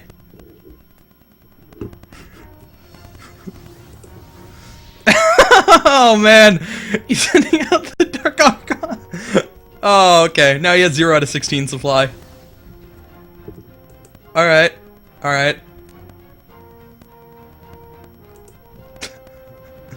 Dude. Awa told me I might not want to cast this series. And I was like, why, Awa? These are good teams. And I want to see some high-level StarCraft. Yes, I want to know how StarCraft is supposed to work, so I will watch the games between these people and become better. I was so young and naive. I was not expecting that this could happen. This was not a possibility. And yet it keeps going. And it's like there's not a clear winner! It's not even like Executor's like, I could crush you at any moment. There's just nothing. This could actually turn into a draw. Both players with over 5k minerals. So it's pretty even, actually. And it looked like Executor is just going to try to mind control an army. That is his game plan. I like it. Soon I'm going to start to need to count spells. See which spells have not been used. Because all units have been used. No, not all units have been used. There's no carriers or scouts. Okay, now there are scouts. So, all units have been used except for carriers. And spells. What spells have not been used? No hallucination. No recall. Will you attack? Yes! Eventually. Alright, so no recall. I think hallucination and recall are the only two that Executor's missing. Oh! Scouts! He sniped that Overlord. Boom! That's 100 less minerals that Choosy has. Unless he doesn't rebuild that Overlord, which he doesn't seem to want to. Oh, sniping a queen. He will eventually make those scouts worth it. He got his 3/3 ups. No shield upgrades. Because that would be silly. What a waste of money shield upgrades are. Money's so precious. Couldn't use it on shield. Pfft. But he has 3/3 ups for the scout. Oh, there are Mutalisks there. Scouts can't possibly handle against Mutalisks. That'd be absurd. Gonna retreat. Just gonna pull back. Join up with the super army.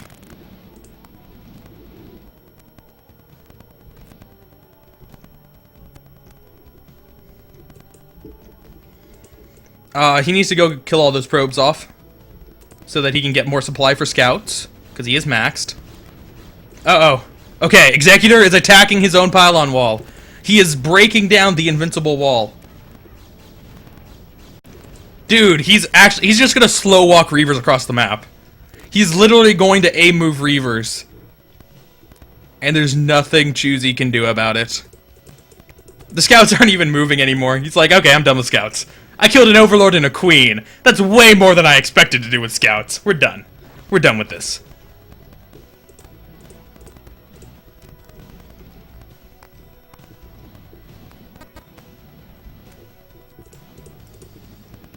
Yay. Okay, Executor, he's crossed the line in the middle of the map. Uh-oh. Oh no! The armies are getting too close! Quick! Retreat! Oh, that was a nice plague, actually. And Maelstrom the units to prevent them from escaping. We're actually gonna get some kills. Alright. Oh, that was a very nice one! And there are a lot of Dark Templars here, so they can actually do some good damage. And Storm's going down! That was a very nice movement. That was a very nice engagement for Executor. Choosy made the critical mistake of moving out! What a fool! Why would you ever move out? Clearly not moving out is superior. Nah, I'm brood linked.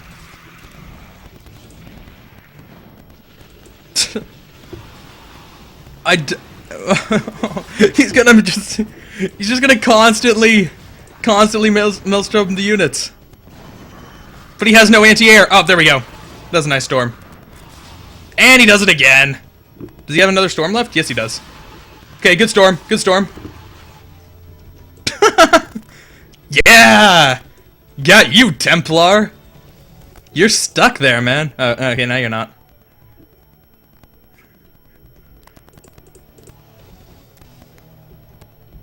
So, Choosy, coming up from the other side. Executor didn't reinforce his army. So, he's still gonna win, though. It's fine, he had storms and Reavers. It just barely, though. I mean, he kept all his Dark Archons alive, so that's good. But that's it. Choosy's only down to 2k minerals. That's, like, actually not very much. And 59 supply. Choosy's gonna run out of money! Choosy made the fatal mistake of moving out, and it will cost him the game. If only he had played defense, and wasn't so reckless in his willy-nilly, I'm just going to move out and attack strategy. Oh, the fool. The scouts are gonna pull away again because, fuck, man. I know I won like an engagement and my opponent only has 70 food left, but pff, I wouldn't want to get ahead of myself here. Let's not throw this away.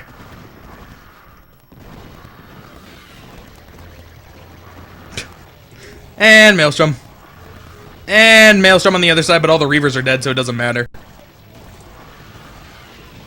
It didn't have any armor. If it had armor, it might have actually been able to win that fight. But no. The fight's over. The scouts must retreat. The Dark Archons must retreat. Still didn't mind controlling his Zerg units. I'm kind of sad about that. I really did want to see him mind control some Zerg units. Oh no! There goes his Overlord. So sad. It had drop too. It was like a drop ship. He could have put Reavers in there, so they wouldn't have to A-move across the map. But no.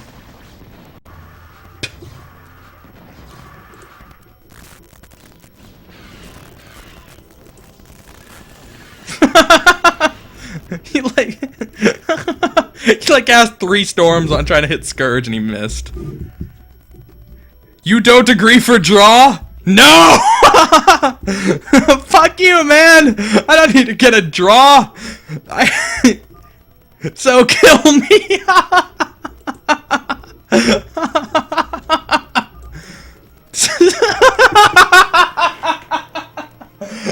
That so sums up that entire game, man! Man, I really hope this attack works out. Oh, nope, we're done. Okay, I'm sorry I moved out. That's like the entire game, summed up right there. Soon, I hope. I hope this game ends soon. But I have no intention of making it come any faster. Here come the Scourge!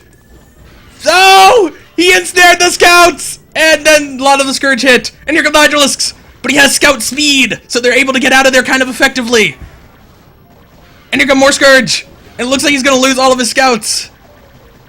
Oh, that's a shame. Yeah, scouts suck. Dude.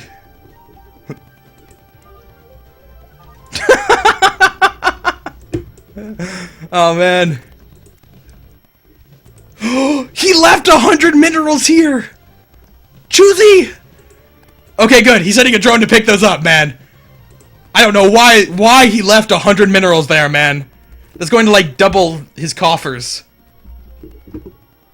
He could still, like, pack up an Overlord full with 8 drones and then drop them here and then mine this and then put them all back into the Overlord and then fly them back over here and then get 44 extra minerals. That's, like, almost enough for 2 Zerglings, man. That'd really help. It's, like, more than enough for 2 Scourge. Nah, he got fed back.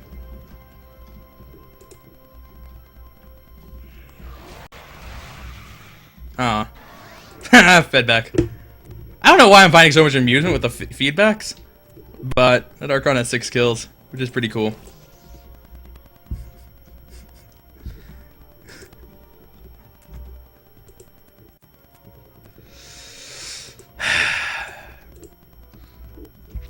It looks like Executor's finally ready to try to attack once again.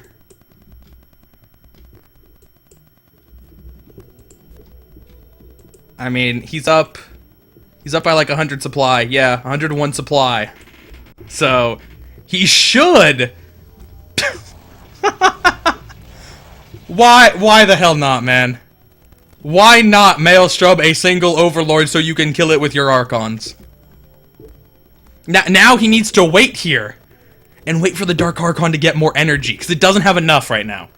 He just needs to sit here and wait. Play it patiently, man. Don't go too fast. Don't get too fast on us, man.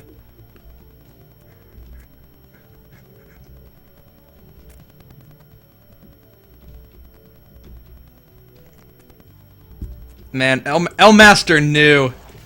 Elmaster knew that this game was coming. Because I'm not even supposed to be casting today, man. It's supposed to be It's supposed to be Elmaster. But he's like, he saw this game and he's like, no, I got sick. I can't do it. Actually, he didn't say he got sick. He just didn't show up. He's like saw the length of the replay and was just so petrified he didn't even bother to come. No, you know, okay. He's now serious mode time. He can't be wasting his Maelstroms on single Overlords anymore. He now has to just attack up with 10 Archons and kill it in one shot.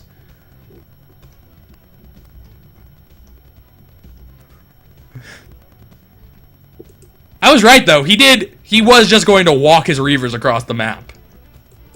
So I'm glad I have that. This is invincible. There is no combination that Zerg has that can beat 5 Reavers, 7 High Templar with max energy, and then a butt-ton of Archons. With 3 Dark Archons and 3 Dark Templar. And an Observer. Dude! He's gonna get his Observer sniped, and then he's gonna go, oh no, I can't see the Lurkers! Everybody retreat!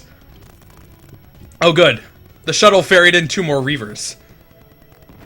Which is good, man, because otherwise, how would he be able to attack? Choosy has 2 minerals left. There are literally no minerals on the map except for those 44. Oh, he took the Reavers out of here. So I don't know which one was the magic Reaver that had no kills.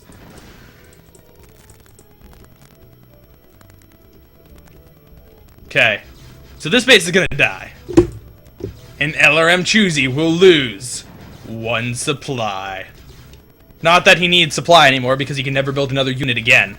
Like, even if he got the 44 minerals... Okay, if he got the 44 minerals, he could make 1 more patch of Scourge. But that is it. Oh, I heard feedback. I think Queen got fed back.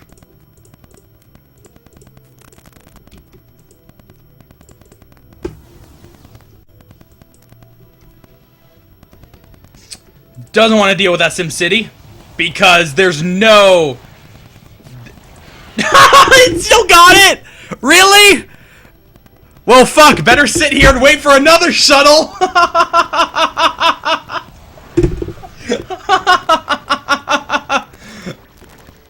His entire attacking capabilities has been reduced. Oh, man. He actually is just going to wait here for another shuttle. Or for Arbiters, so we can recall in. That will be every spell. If he does recall them in, that will be every spell except for Hallucination. Nope. Not gonna do it. Not gonna recall in. Seriously, though, that'd be like the scariest recall ever. 6 Reavers, 8 Templar, some Dark Archons, and Archons.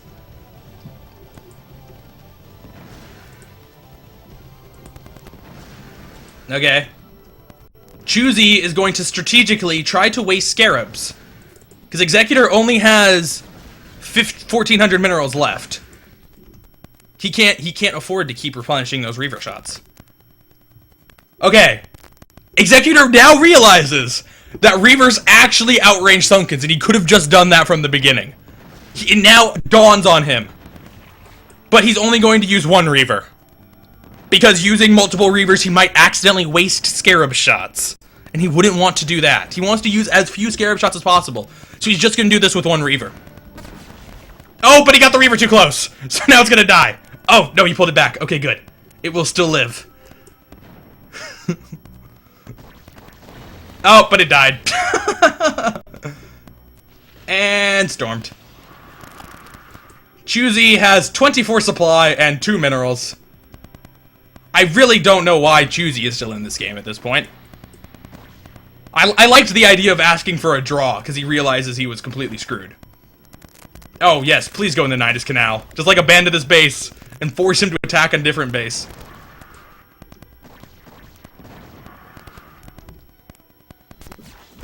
And he's gonna lose the Reaver. Oh no! He actually killed it in time. Oh, that was close. He almost lost it. But the Lurker went for the Reaver snipe, but didn't quite get it. He almost got it too, because that would have only been, he only needed 1 shot. But he didn't quite bring the Lurker up far enough. Oh, okay, he's going in again. And there's not an observer. So, he's actually able to snipe the Reaver.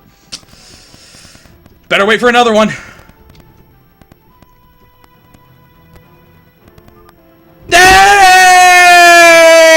Hey! Finally! Why the hell Executor didn't just A move, I do not know. But it's over. An Executor wins game number 2! Alright. In case you were wondering, Choosy built almost 1,000 units that game.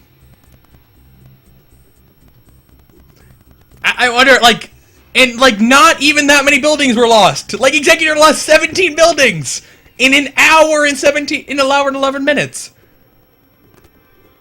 God damn it, Choosy. Alright.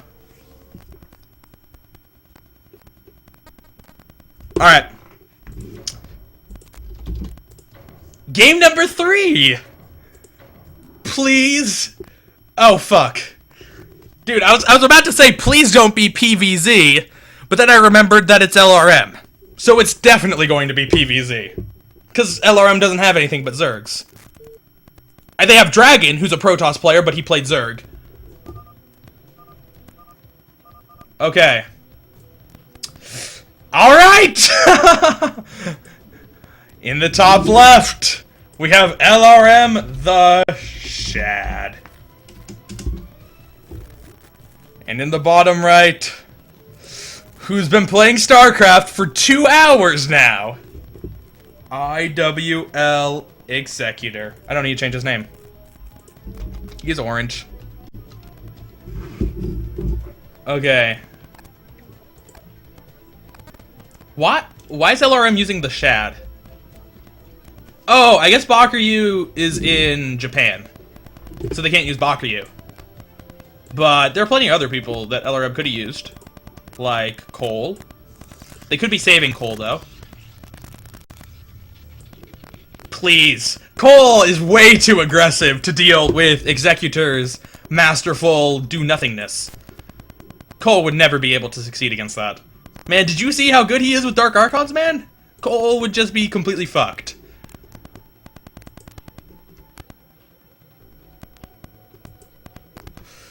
So, yeah. I guess they're just not going to send Cole. Dude, okay, I didn't want to spoil it during the game, but I can't tell you how depressing it was when I was looking at the replay progress bar, and it was a split map situation, neither player was mining, and 40 minutes had gone by, and the replay progress bar still said half the game was left. And I didn't want to spoil it, but I nearly cried. Because I didn't think it was possible. I really thought it was a bugged replay. But it was not. It was not, man.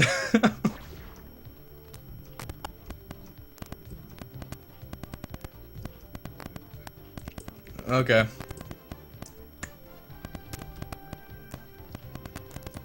The really ironic thing is that Executor has a really aggressive opening for Protoss. He's doing a strategy that gets out Zealots extra fast, and then he does good damage with them. And what? That's not how you wall. Silly Executor. That's not where the Forge goes.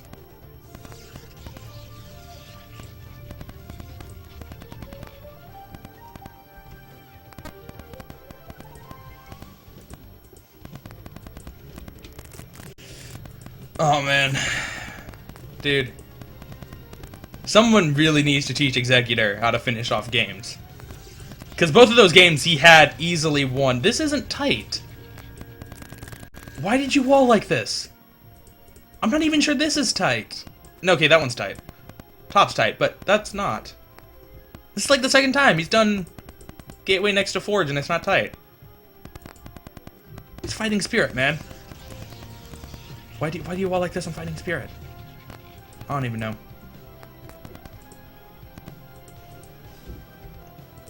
Anyway, the Shad has three hatcheries down before gas. So, looks like we're gonna have a Hydra bust. Executor's pretty good at holding off Hydra busts, as we have seen.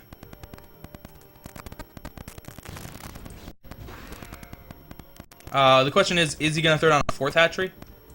I believe he is. Yeah, he's gonna throw down a fourth hatchery. Eventually. What the real question is he going to put the fourth hatchery? Okay, he's gonna put it here. He could have gone with what Cheesy did and expand to another place, but by doing this, he's actually gonna have a easier time trying to hold off the Zealots. So good for him.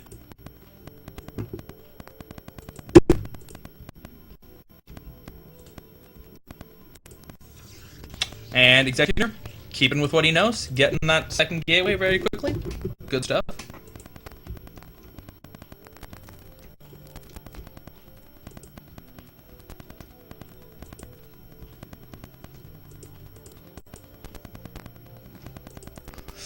Alright.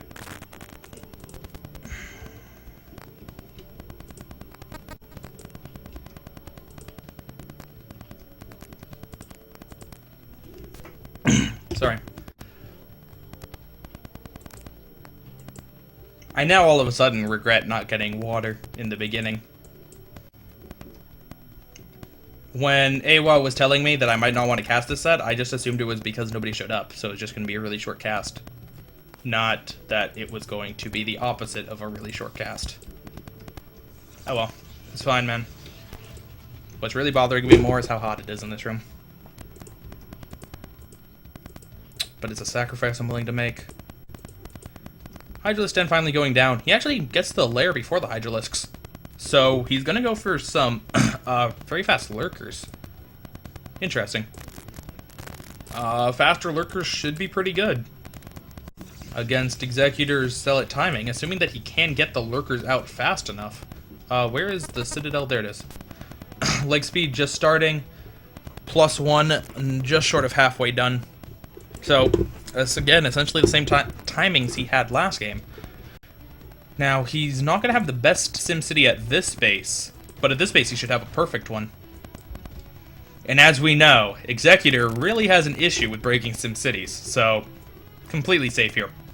This one, however, it's still pretty good. Not amazing, but good enough that Executor really won't want to try to challenge it.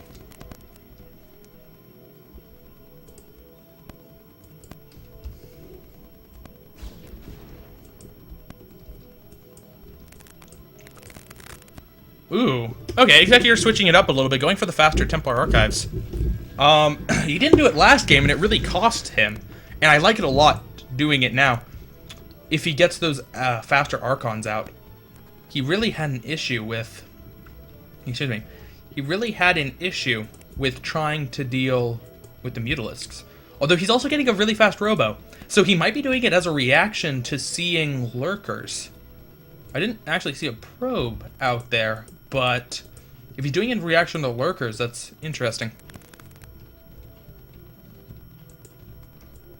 Well, first zealots are out. Speed just finishing now. +1, almost done. Very close. There it is. +1 done, speed done, and this is going to be a little bit stronger than a normal zealot attack because he got that second gateway. Let's see if the Shad's going to be able to hold. There are no units to defend here, only the 2 Sunkens, and this is not a perfect SimCity. So the Zealots are going to be able to get in there pretty easily, and those Sunkens are going to go down fast, only losing 1 Zealot so far. A second Zealot now going down. 2 emergency creep colonies going down, but those will not be able to finish in time. This base is going to sustain some losses. Executor needs to go and attack that way. There we go. Zerglings coming up from behind. And actually, with the extra pop of Zerglings, he might not be able to do this, although the Zealots do chew through the Zerglings so quickly. But it might distract him long enough to get the Sunkens up. It looks like, yeah, the Sunkens will be able to get up, but they're on the wrong side of the SimCity, so they're going to fall pretty quickly still. And indeed they do. Lurkers being morphed, blocking the ramp with a Lurker Egg. That's weird. I don't know why he's blocking the ramp with a Lurker Egg. He's going to lose a good amount of stuff in this base. He actually doesn't even block it. I don't know if he was trying to block it, even, because I don't know what he would gain from that. So, this base is going to go down. He's actually focusing down the hatchery. Is that the right move here? The Lurker's doing a lot of splash damage, and yes, he does manage to get it down. He's going to retreat with the Zealots. A lot of good damage done. He killed a lot of Zerglings, a lot of drones, a lot of defensive structures, and that hatchery. So, and now he's going to pull back after taking a base. Because that's what Executor does, baby. Oh, yeah.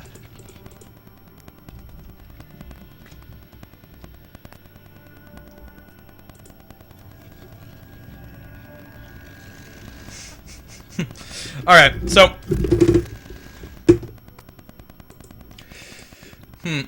Okay. Well, the Shad has Lurkers out now. So... It's going to come down a lot to how well Executor can keep his Overlords alive. I don't think that Executor has Overlord speed. No, he doesn't. So Snipe's probably not going to be able to happen, especially without Scourge. Oops. Accidentally getting a little bit too close to those Lings there. Surprisingly, those are slow Lings still, despite how many he has. Speed just finishing now. Good. And is he going to go for a run-by? I think that that's a pretty bad idea. I don't know what the Shad is doing. He's using his units aggressively? What? But units are defensive. How can you use them to attack? Something's wrong.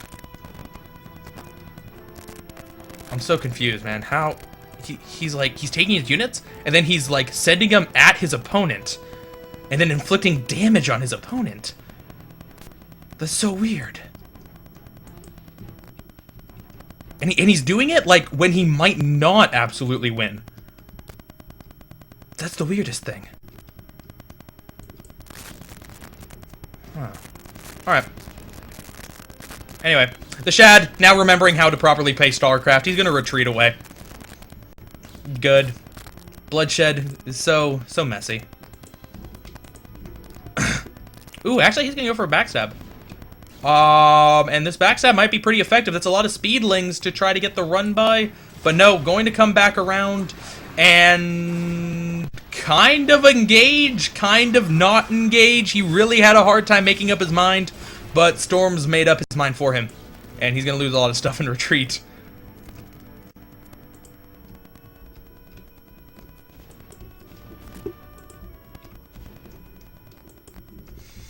Okay.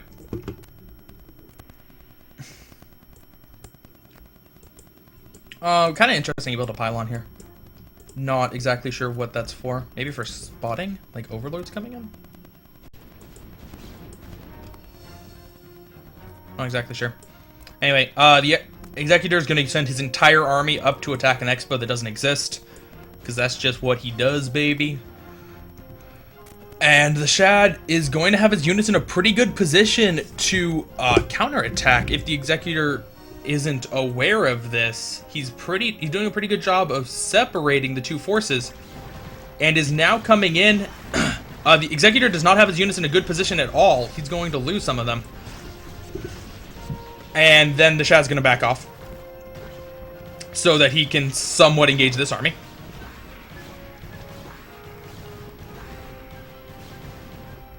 Should probably burrow those lurkers.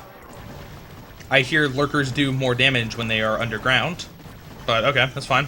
Whatever. Whatever. It's cool. No need to burrow those.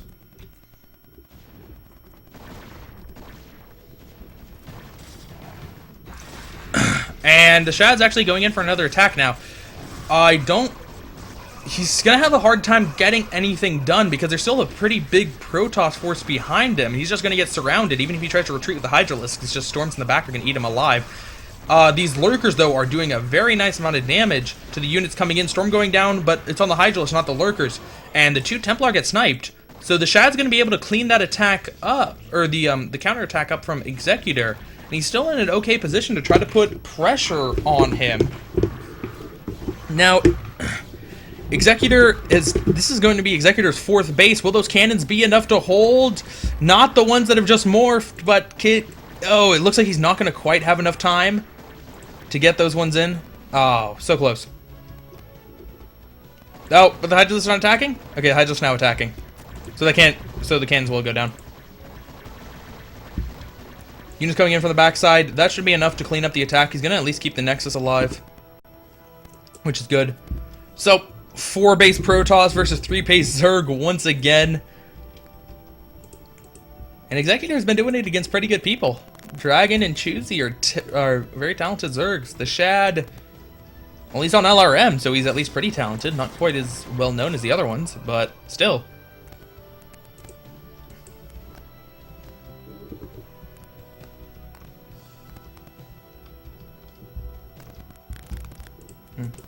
Alright. So this base is pretty well cannoned off. He's building a pylon here. I assume he wants to make a pylon wall, but it's going to be a little bit too late. There should be enough cannons, though, that he's able to take out all the units. Yeah. It might not be for the wall. It might be just to distract like that, because they're doing a pretty good job of distracting. Lurkers unable to get up, and it gives the units enough time for Executor to come back to properly defend. Because that's what he's good at. Defending. Oh, don't storm your observer! Don't storm your observer! Damn! Oh, he has another observer. Okay, good. I'm so used to him just only having one observer. But he has a second observer now. Meanwhile, another attack by the Shad on this base, but it too will not quite be enough to take it out. Oh, that Zealot almost came up and punched the Lurker. It only needed... Actually, it wouldn't have died in one shot. Oh, it would have, because they have +3. Meanwhile, the Shad's going back and forth, attacking each base in succession. These Zerglings, they don't have cracks, so they're not going to be able to quite take out these cannons. They can get one? Yes, they do get one. Hive is about halfway done now. Interesting how both players decided to completely ignore the air game. Executor had not gone for Corsairs in any of these, but the Shad not getting a Spire either. So keeping it all on the ground. Executor's going to run by that expansion. And then send the rest of the army. Alright. Because he really, really wants that hatchery dead. So he's going to send absolutely everybody he has against it. Again. This game he's going with a lot of High Templar. Like an excessive number. In the other games, I didn't think he was quite had enough, but I think that 8 at this stage in the game is a little bit too high. Especially with no Archons. Anyway, some storms going down, doing some damage. This is an interesting engagement from the Shad. He's getting Hive Tech now. I'm surprised he didn't wait a little bit longer to try to stall this engagement until he had Defiler support. But, no, he's gonna die.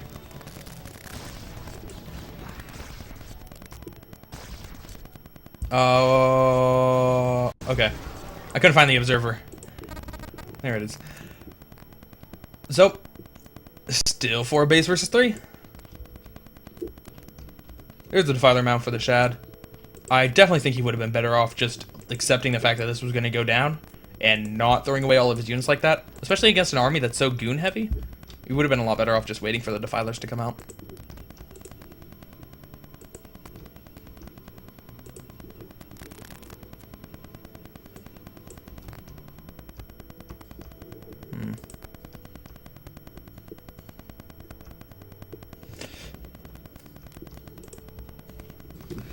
So, Executor has a huge army, and the Shad has lurkers.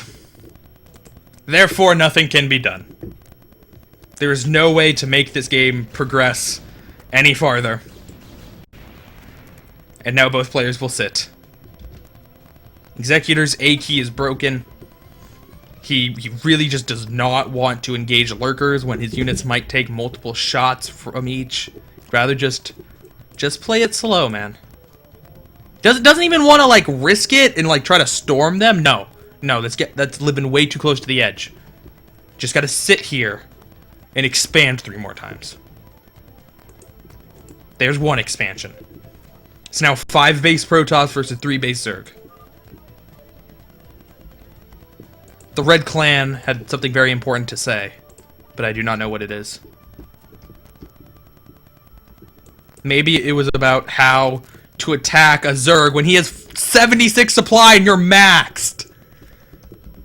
Oh, Executor! Just a move!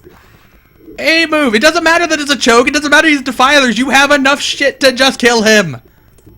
You really do! Oh, man. Executor. Executor. It's like he read a book on how to win PvZ, but he only read half of it.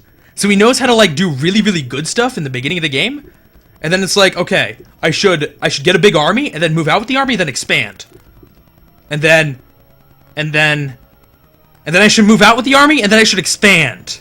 And then I should move out with the army, and then I should expand. And he's just like in a loop. And he didn't read the part of the book that said, once you get 3 times as much supply as your opponent, just go fucking kill him. He didn't quite get that far. So, very nice storms going down. This is what happens when Protoss has a maxed ball with 3-1 upgrades versus Zerg, who does not have a maxed army. Is it 66?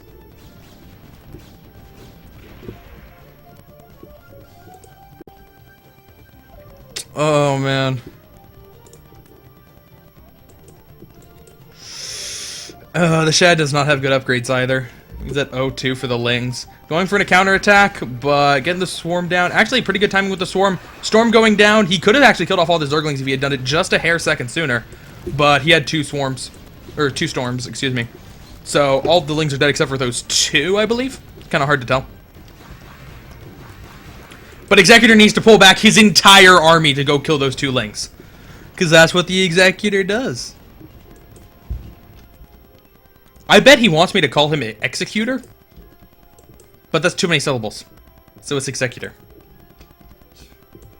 Also because I played a lot of Pokemon as a kid. So he's Executor.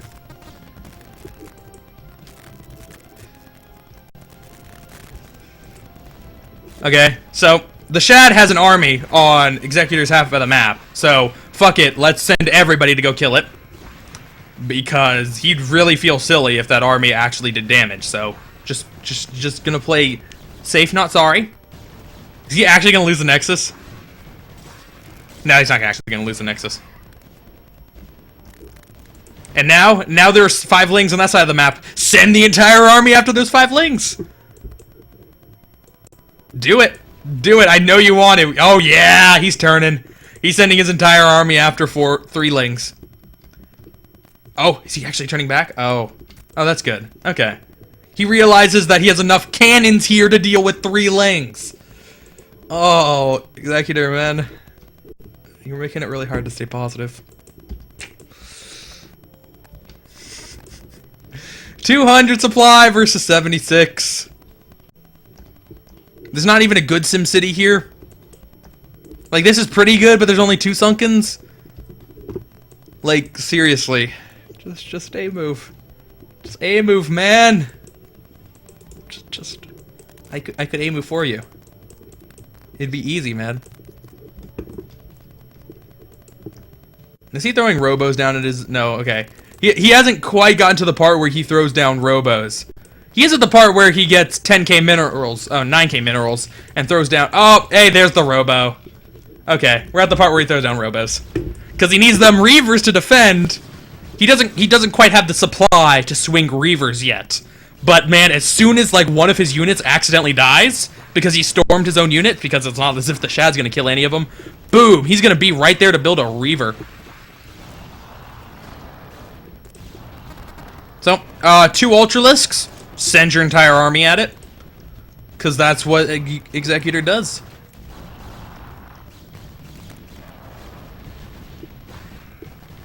Defiler gonna go down. And he might actually lose the Nexus this time around. Yeah, it looks like he's gonna lose the Nexus. Little bit unfortunate. Ling's gonna run up into this base and then realize that there are 5 more cannons here.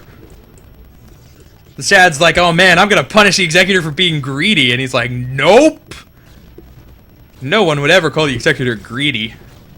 He's the motherfucking safest player who's ever played the game.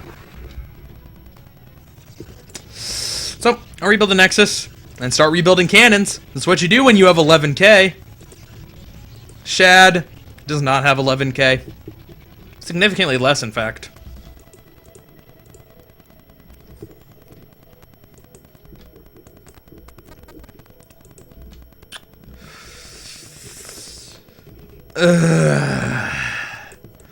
And the Executor moves back to the middle of the map because attacking is for the weak, apparently. Oh, wait, he doesn't have any Dark Archons. I guess he didn't see Mutalisks, so no reason. Oh, no, that's the Dark Archon energy upgrade, right? No, that's the Templar energy upgrade. Damn. I thought for sure that was the Dark Archon energy upgrade and he was going to go for Dark Archons. But no, not quite yet. We haven't quite gotten to the Dark Archon phase of the game. He still has enough minerals that he can afford to be very careless with them and use them all on cannons. Nice storm going down. Another nice storm going down. Another nice storm going down. Another nice storm going down. And another nice storm going down. So all these are going to die. There were a couple of units up here. A swarm probably would have been a lot more helpful on this side. Executor. He freed up enough supply that he can, like, make some Reavers, right? Oh, no, he's not making Reavers quite yet. Ooh. Ooh, no. I'll have to wait for an... Oh, there we go. He has enough supply for Reavers. Okay, we're good. We're good. He's building Reavers here? No. Here? No. Oh. They build Reavers at the one base. Man, dude. Executor playing risky this game, only putting Reavers at the backmost base and using just 20 cannons to defend his other ones. Ooh. What ballsy play. What? So, a few Defilers and Lings attacking. Executor's gonna pull his entire army to attack it. Because that's what he does. It's just the way it is. Consumes a Defiler, but doesn't cast any... Doesn't cast anything.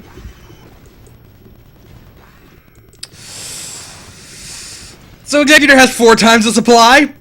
still not gonna attack because he doesn't have to.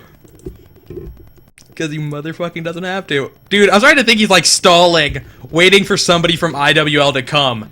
And then in the process of stalling, he accidentally wins. It's like, shit, I wanted to make that last longer. So that I'd give more time for somebody else from my team to come. Because I might not get a ZVP. I might get a matchup where I actually have to attack.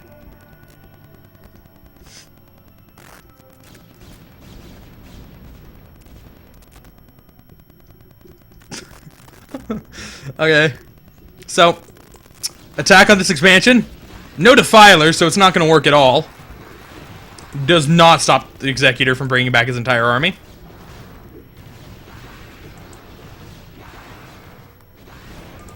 Hey! What? The Shad still had minerals left. What a quitter. Pfft. He totally could have gone Queen, Defiler, Guardian, Ultralisk, Defiler, Hydralisk, Zergling, and maybe made a comeback. But no, man. Just doesn't have a winning spirit. Alright. Executor might actually get an all-kill of LRM.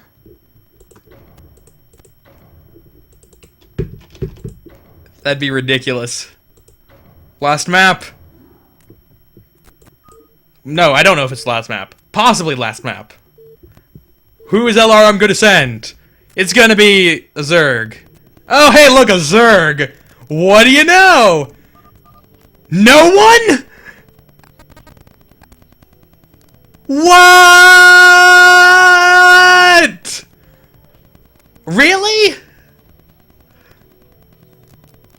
Oh, okay.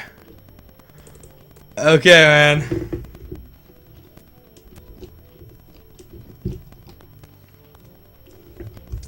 Is that how you capitalize no one? Yeah, it is. So, no one. It's the purple Zerg Executor as the red Protoss.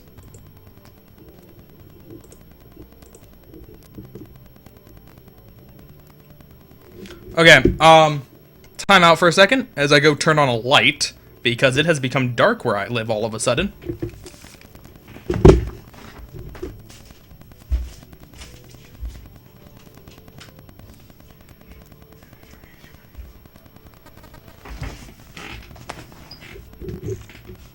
Alright. So, no one was tasked by LRM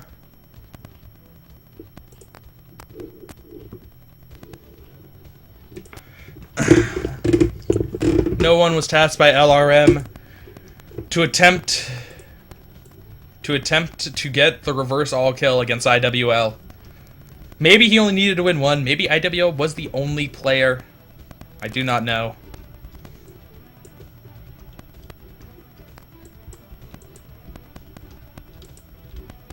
And is that scouting? I think that one's just scouting for proxies. This is not where you normally expand on this map. You normally expand up on the other side. Okay. Okay, yeah, he's just scouting for proxies. That's cool. Meanwhile, Executor going for Nexus first once again. Going for Nexus first against a 12 pool. Yeah, it's possible. Go for it, man.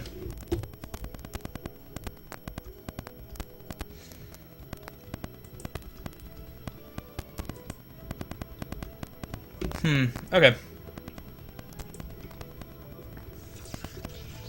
He does put the forge on the bottom this time. Typically good for walls. Although, as we have seen, really don't need walls.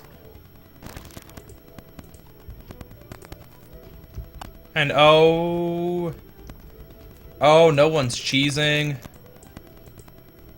No one is cheesing. He's going one base layer.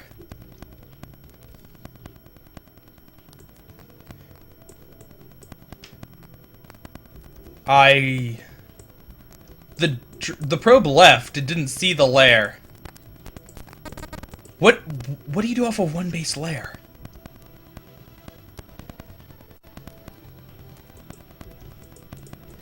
Like, What? I don't even know. What is one base layer? Is it lurker drop? Is it just lurker without the drop? Because I don't know how he has enough gas for anything. He does have 500 gas. Could it be like super fast Mutalisk? Like super fast Mutalisk? It is. It is for the fastest motherfucking Mutalisks you have ever seen. You know what, man? There's no other way to beat Executor's masterful strategy of sit in the middle of the map and do nothing. You gotta go for fast Mutalisks.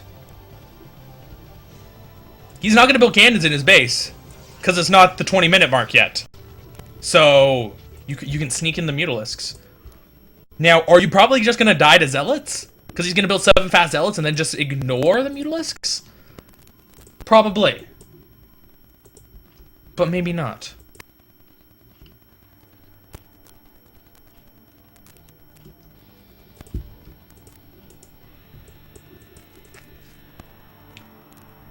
Is this actually going to finish in time to get him 3 larvae? It's gonna be pretty close. He has 1 larva as soon as it finishes. Now, is he gonna get the other 2 by the time the Spire finishes? Yeah, I guess it will. Even if it isn't immediate, as long as it's close enough, it'll be fine. Okay, he'll only have 2. Yeah, the second one just popping now. Executor must be very confused at this point. He's sneaking in a probe in the back to try to scout. I don't know why he didn't just go the front way, but whatever.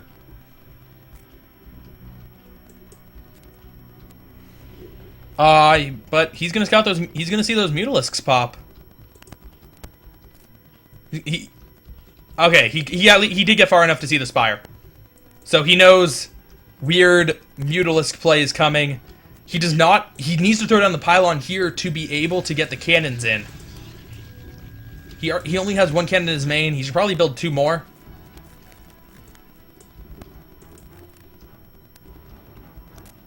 He's not starting another cannon. He's not starting another cannon. That's why Mutalisk can beat 1 cannon. Is this actually gonna work? Holy shit. This isn't allowed to work. 1 base Mutalisk is not a thing. Holy fuck. Why'd you build Scourge? Okay, no one fucked up and built Scourge. Alright, Executor now has to win with these 3 Zealots. It might happen. There's a Sunken here.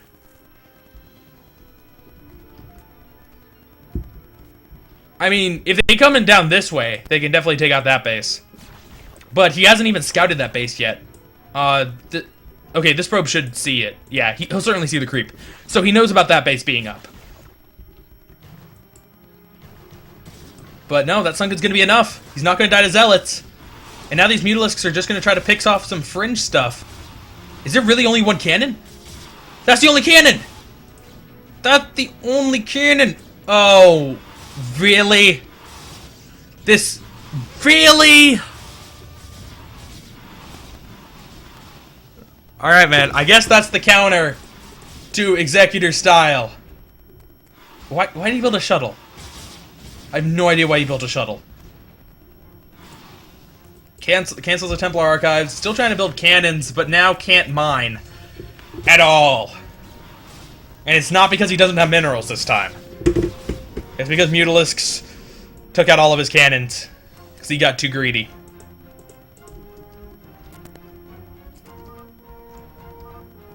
Wow.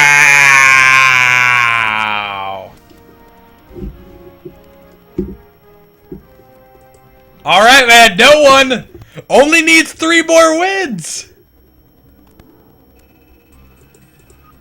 Only needs 3 more wins.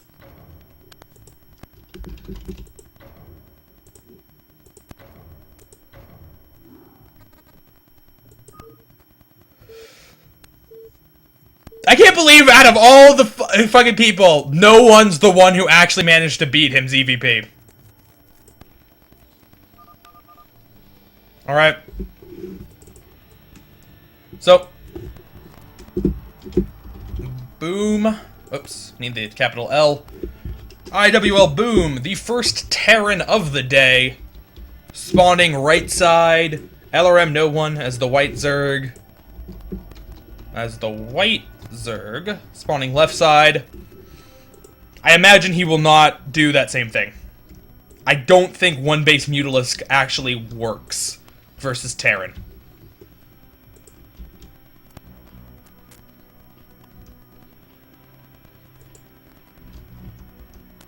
Well, we'll see, man. You could just try Hydra Bust too, just to keep with the theme of the day. Actually, that would not be the theme of the day.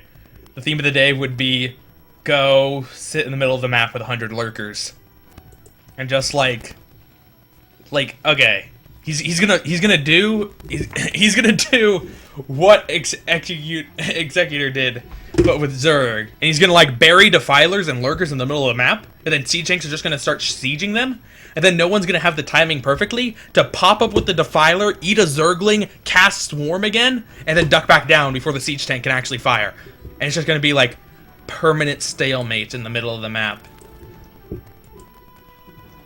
That's exactly what's gonna happen, man.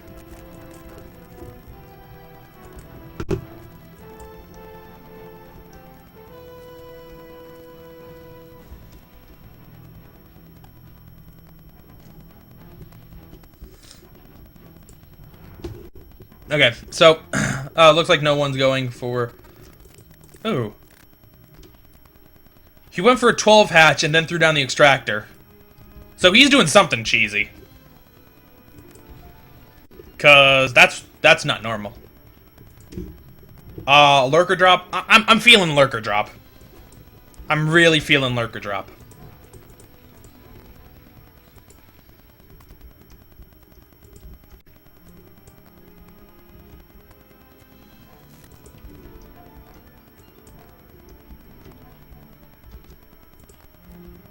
So, the SCV is going to get here. I don't think the SCV is going to see anything particularly weird, other than that the extractor's already finished.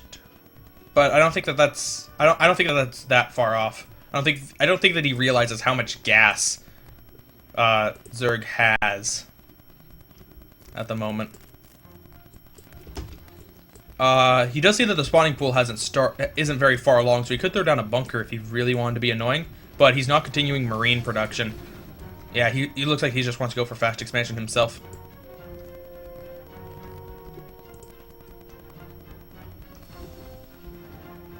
And lair over on this side. So we do have a 2-hatch lair. So, could be 2-hatch lurker, could be 2-hatch mutalisk, could be 2-hatch lurker with the drop. I believe that these are the only options. Could be 2-hatch defiler. Because why the hell not?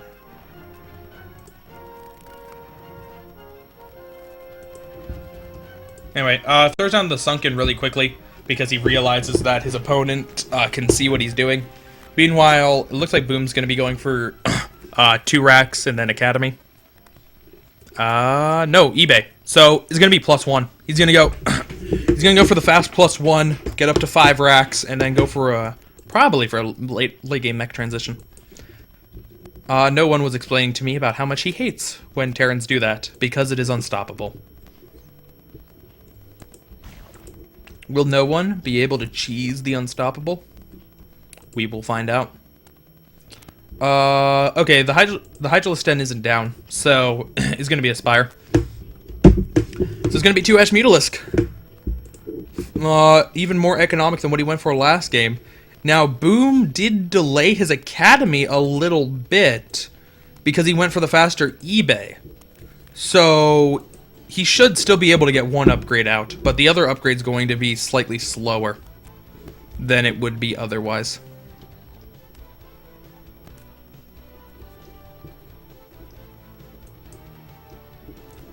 Alright. Let's see, man. Let's see it.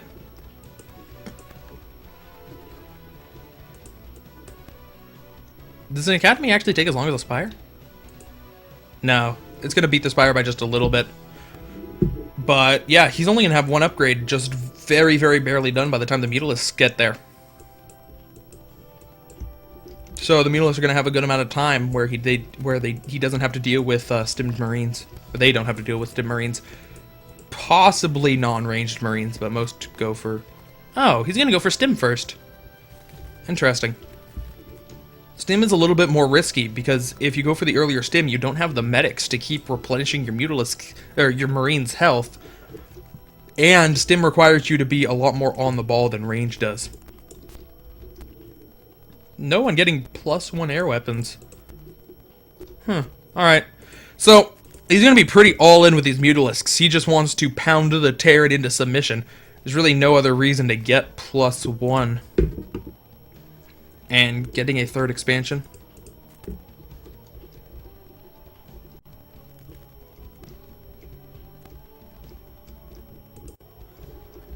So, here come the Mutalisks across the map.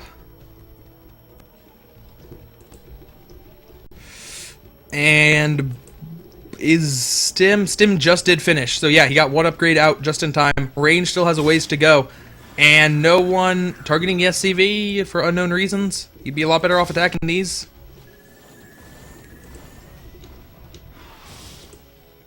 Is he really gonna try to get... no one should attack more than what he is doing. There we go. Just getting a couple more Mutalisks coming back in. If he's able to actually get that before it finishes, that would be huge, but...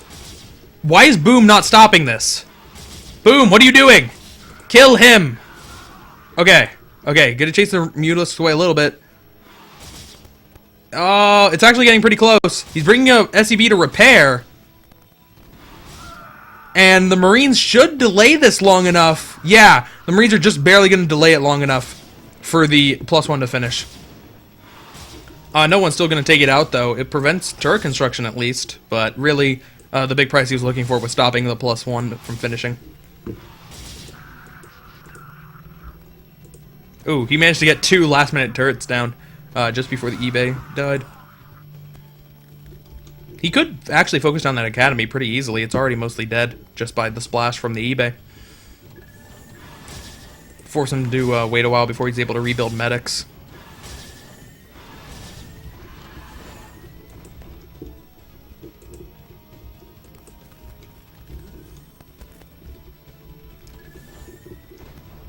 Still not exactly doing a lot of damage, though. I'm really surprised he's not trying to challenge this a little bit more, but...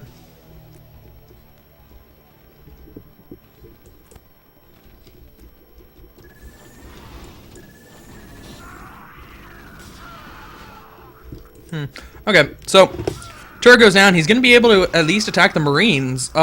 Boom was a little bit delayed in getting his other barracks out if he was going for that 5 racks. So he actually doesn't have the highest of Marine counts here. And no one's actually going to be able to focus him down. That +1 air weapons is kicking in, and it's actually going to be able to do a lot of damage. Just a reverse situation in most games where the Marines usually have the +1. The starport's under construction, so science vessels are still a ways away. He threw down the machine shop, but siege tanks are not going to help the situation at all. He rebuilt the eBay, so at least he can start making more turrets. He's really going to need the turrets. No one's actually looking really scary here with these Mutalisks.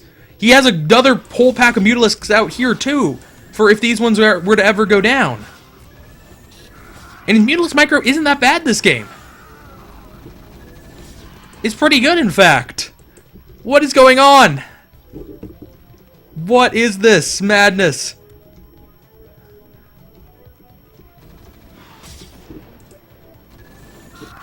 Oh, man. He's taking out all the Marines. He has enough Mutalisks that he can kill 3 Marines with 1 shot. That barracks is going down. There's only 1 barracks left. There's only a single barracks left for Boom. He's not going to die because of turrets, but actually, the Zerglings might kill him. The Zerglings might actually kill him. Because there's only 1 Marine, and then 2 in this bunker. And if the Mutalisks all just focus down the bunker, then the Zerglings can kill him. He has more Zerglings. They just got speed. He has speed for the Zerglings. The Zerglings are actually going to go in before the Mutalisks. There are no Marines! There are no barracks to make more Marines! Holy shit.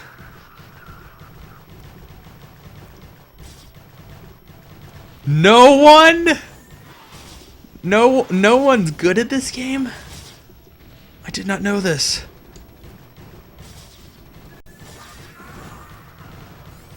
I am so surprised. No one only needs 2 more. No one only needs 2 more.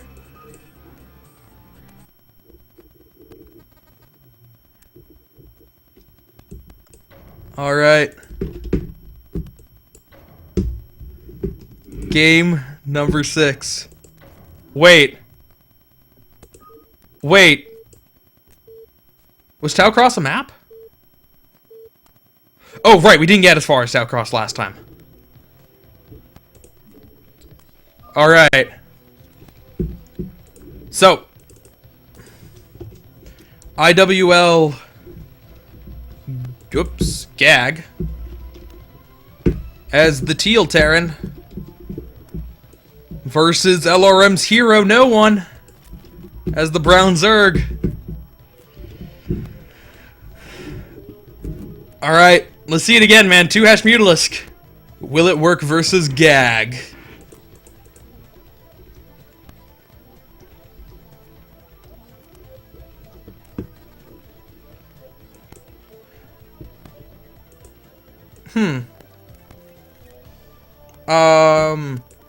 I think no one's scouting in the wrong direction. Normally you scout towards your opponent's natural.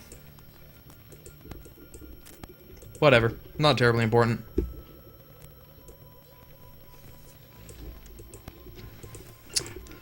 I'm interested to see how the 2 Mutalisk works on this map. This is an older map, it's a little bit more open. So it's going to be harder to turret up on it. Especially in the beginning, when you don't have a lot of money for turrets.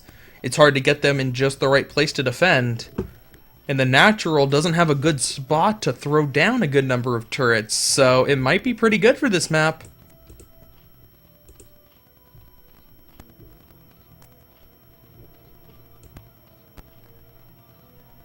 Let's see, man. Alright. No One, once again, going to go for the 12 hatch. Bringing 2 drones in case there was an SCV here that wanted to block. And then he's going to send one of them to scout.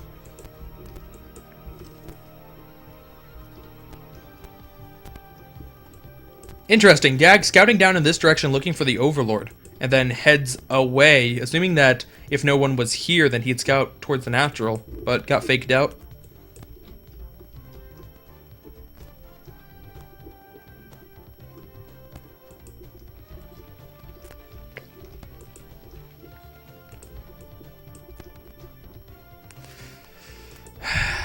Okay.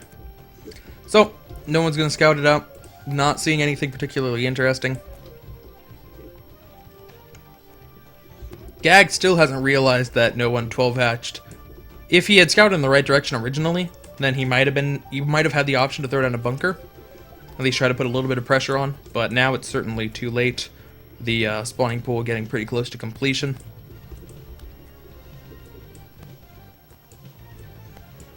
Interesting, Gag sending... This SCV is coming home at the same time this one is arriving at No One's base. It's kind of it's odd that he didn't just send this one to No One's base. But whatever. And oh... No One! 3 hatcheries, that's not a cheese!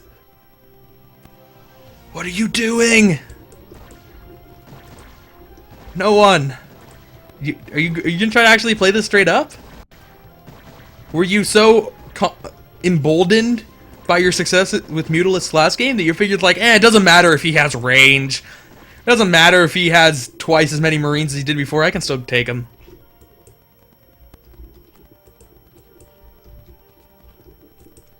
Alright, man, let's see it. Let's see it! I want to see you play straight up game. I want to see you win a straight up game, No One. That'd make me happy.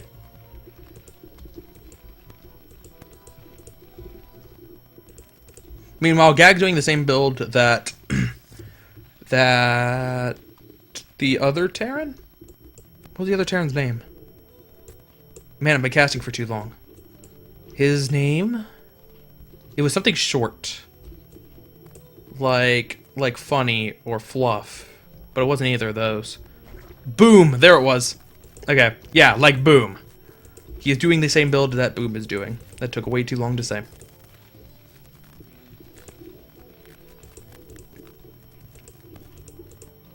Oh! Okay, unless you're going Hydralisk. Then you are cheesing. So, okay. Okay, everything's fine. Guys. Don't panic. No one's gonna Hydra bust a Terran. It's fine. It's fine. He's cheesing. He's cheesing. No one did not think he can actually win a straight-up game.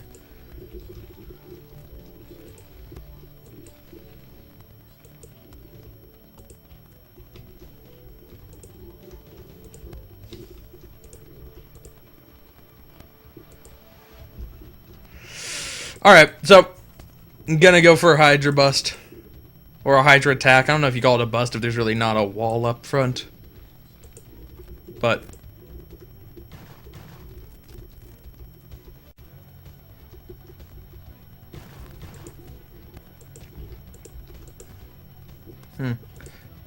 I am interested as to whether he's gonna go for lurkers or if he's just gonna go straight Hydralisks.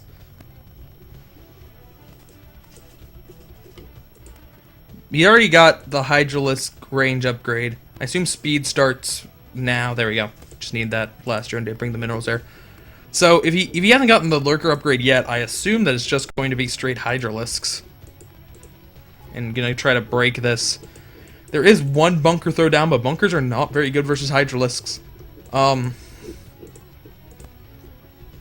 It's actually gonna come down a lot to the medic count. Exactly how, if Gag goes for a composition like this with rather few medics, the Hydralisks are actually pretty effective versus the Marines. But if he goes for an oversaturation of medics, then they're really not effective. So it might work. It might work. He's keeping a couple packs of Hydralisks at each hatchery. I think he wants to spread them out just so that one scan can't catch them all. I believe that is the rationale behind that.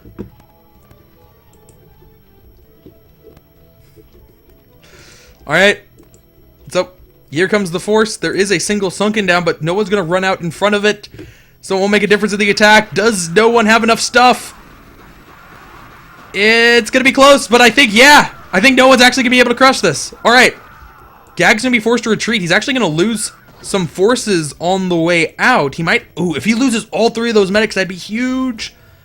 And it looks like no one's going to go for it. Yeah, the Marines are stimming ahead because he realizes that the medics are dead. Nice! That's a huge blow, losing those 4 medics. Now there are no medics to defend for Gag. He's throwing down an emergency bunker. He's trying to get siege mode, but siege mode is so far away. Is this actually going to work? Is no one going to cheese 3 games in a row? Bunker goes down. Marines are falling really quickly because he has upgrades for the Hydralisks. There's a fire bat that's doing pretty good damage, but it's dead now. Oh, he's actually breaking through. Holy shit, he Hydra busted Gag. You cheesy motherfucker. It's actually working. That siege tank's not going to be out in time. The siege tank's not going to be out in time at all to help. These Hydralisks are going to be able to eat through the SCVs to some extent. He's trying to pull back a little bit, trying to micro, more Hydralisks rallying in. He's got this. There's no way Gag can defend. The siege tank pops, immediately goes down. Oh, man. Oh, man. No one. The anti-executor. Executor showing how to win the longest drawn-out games possible. No one winning 3 games in a row by cheesing his ass off. GG. GG.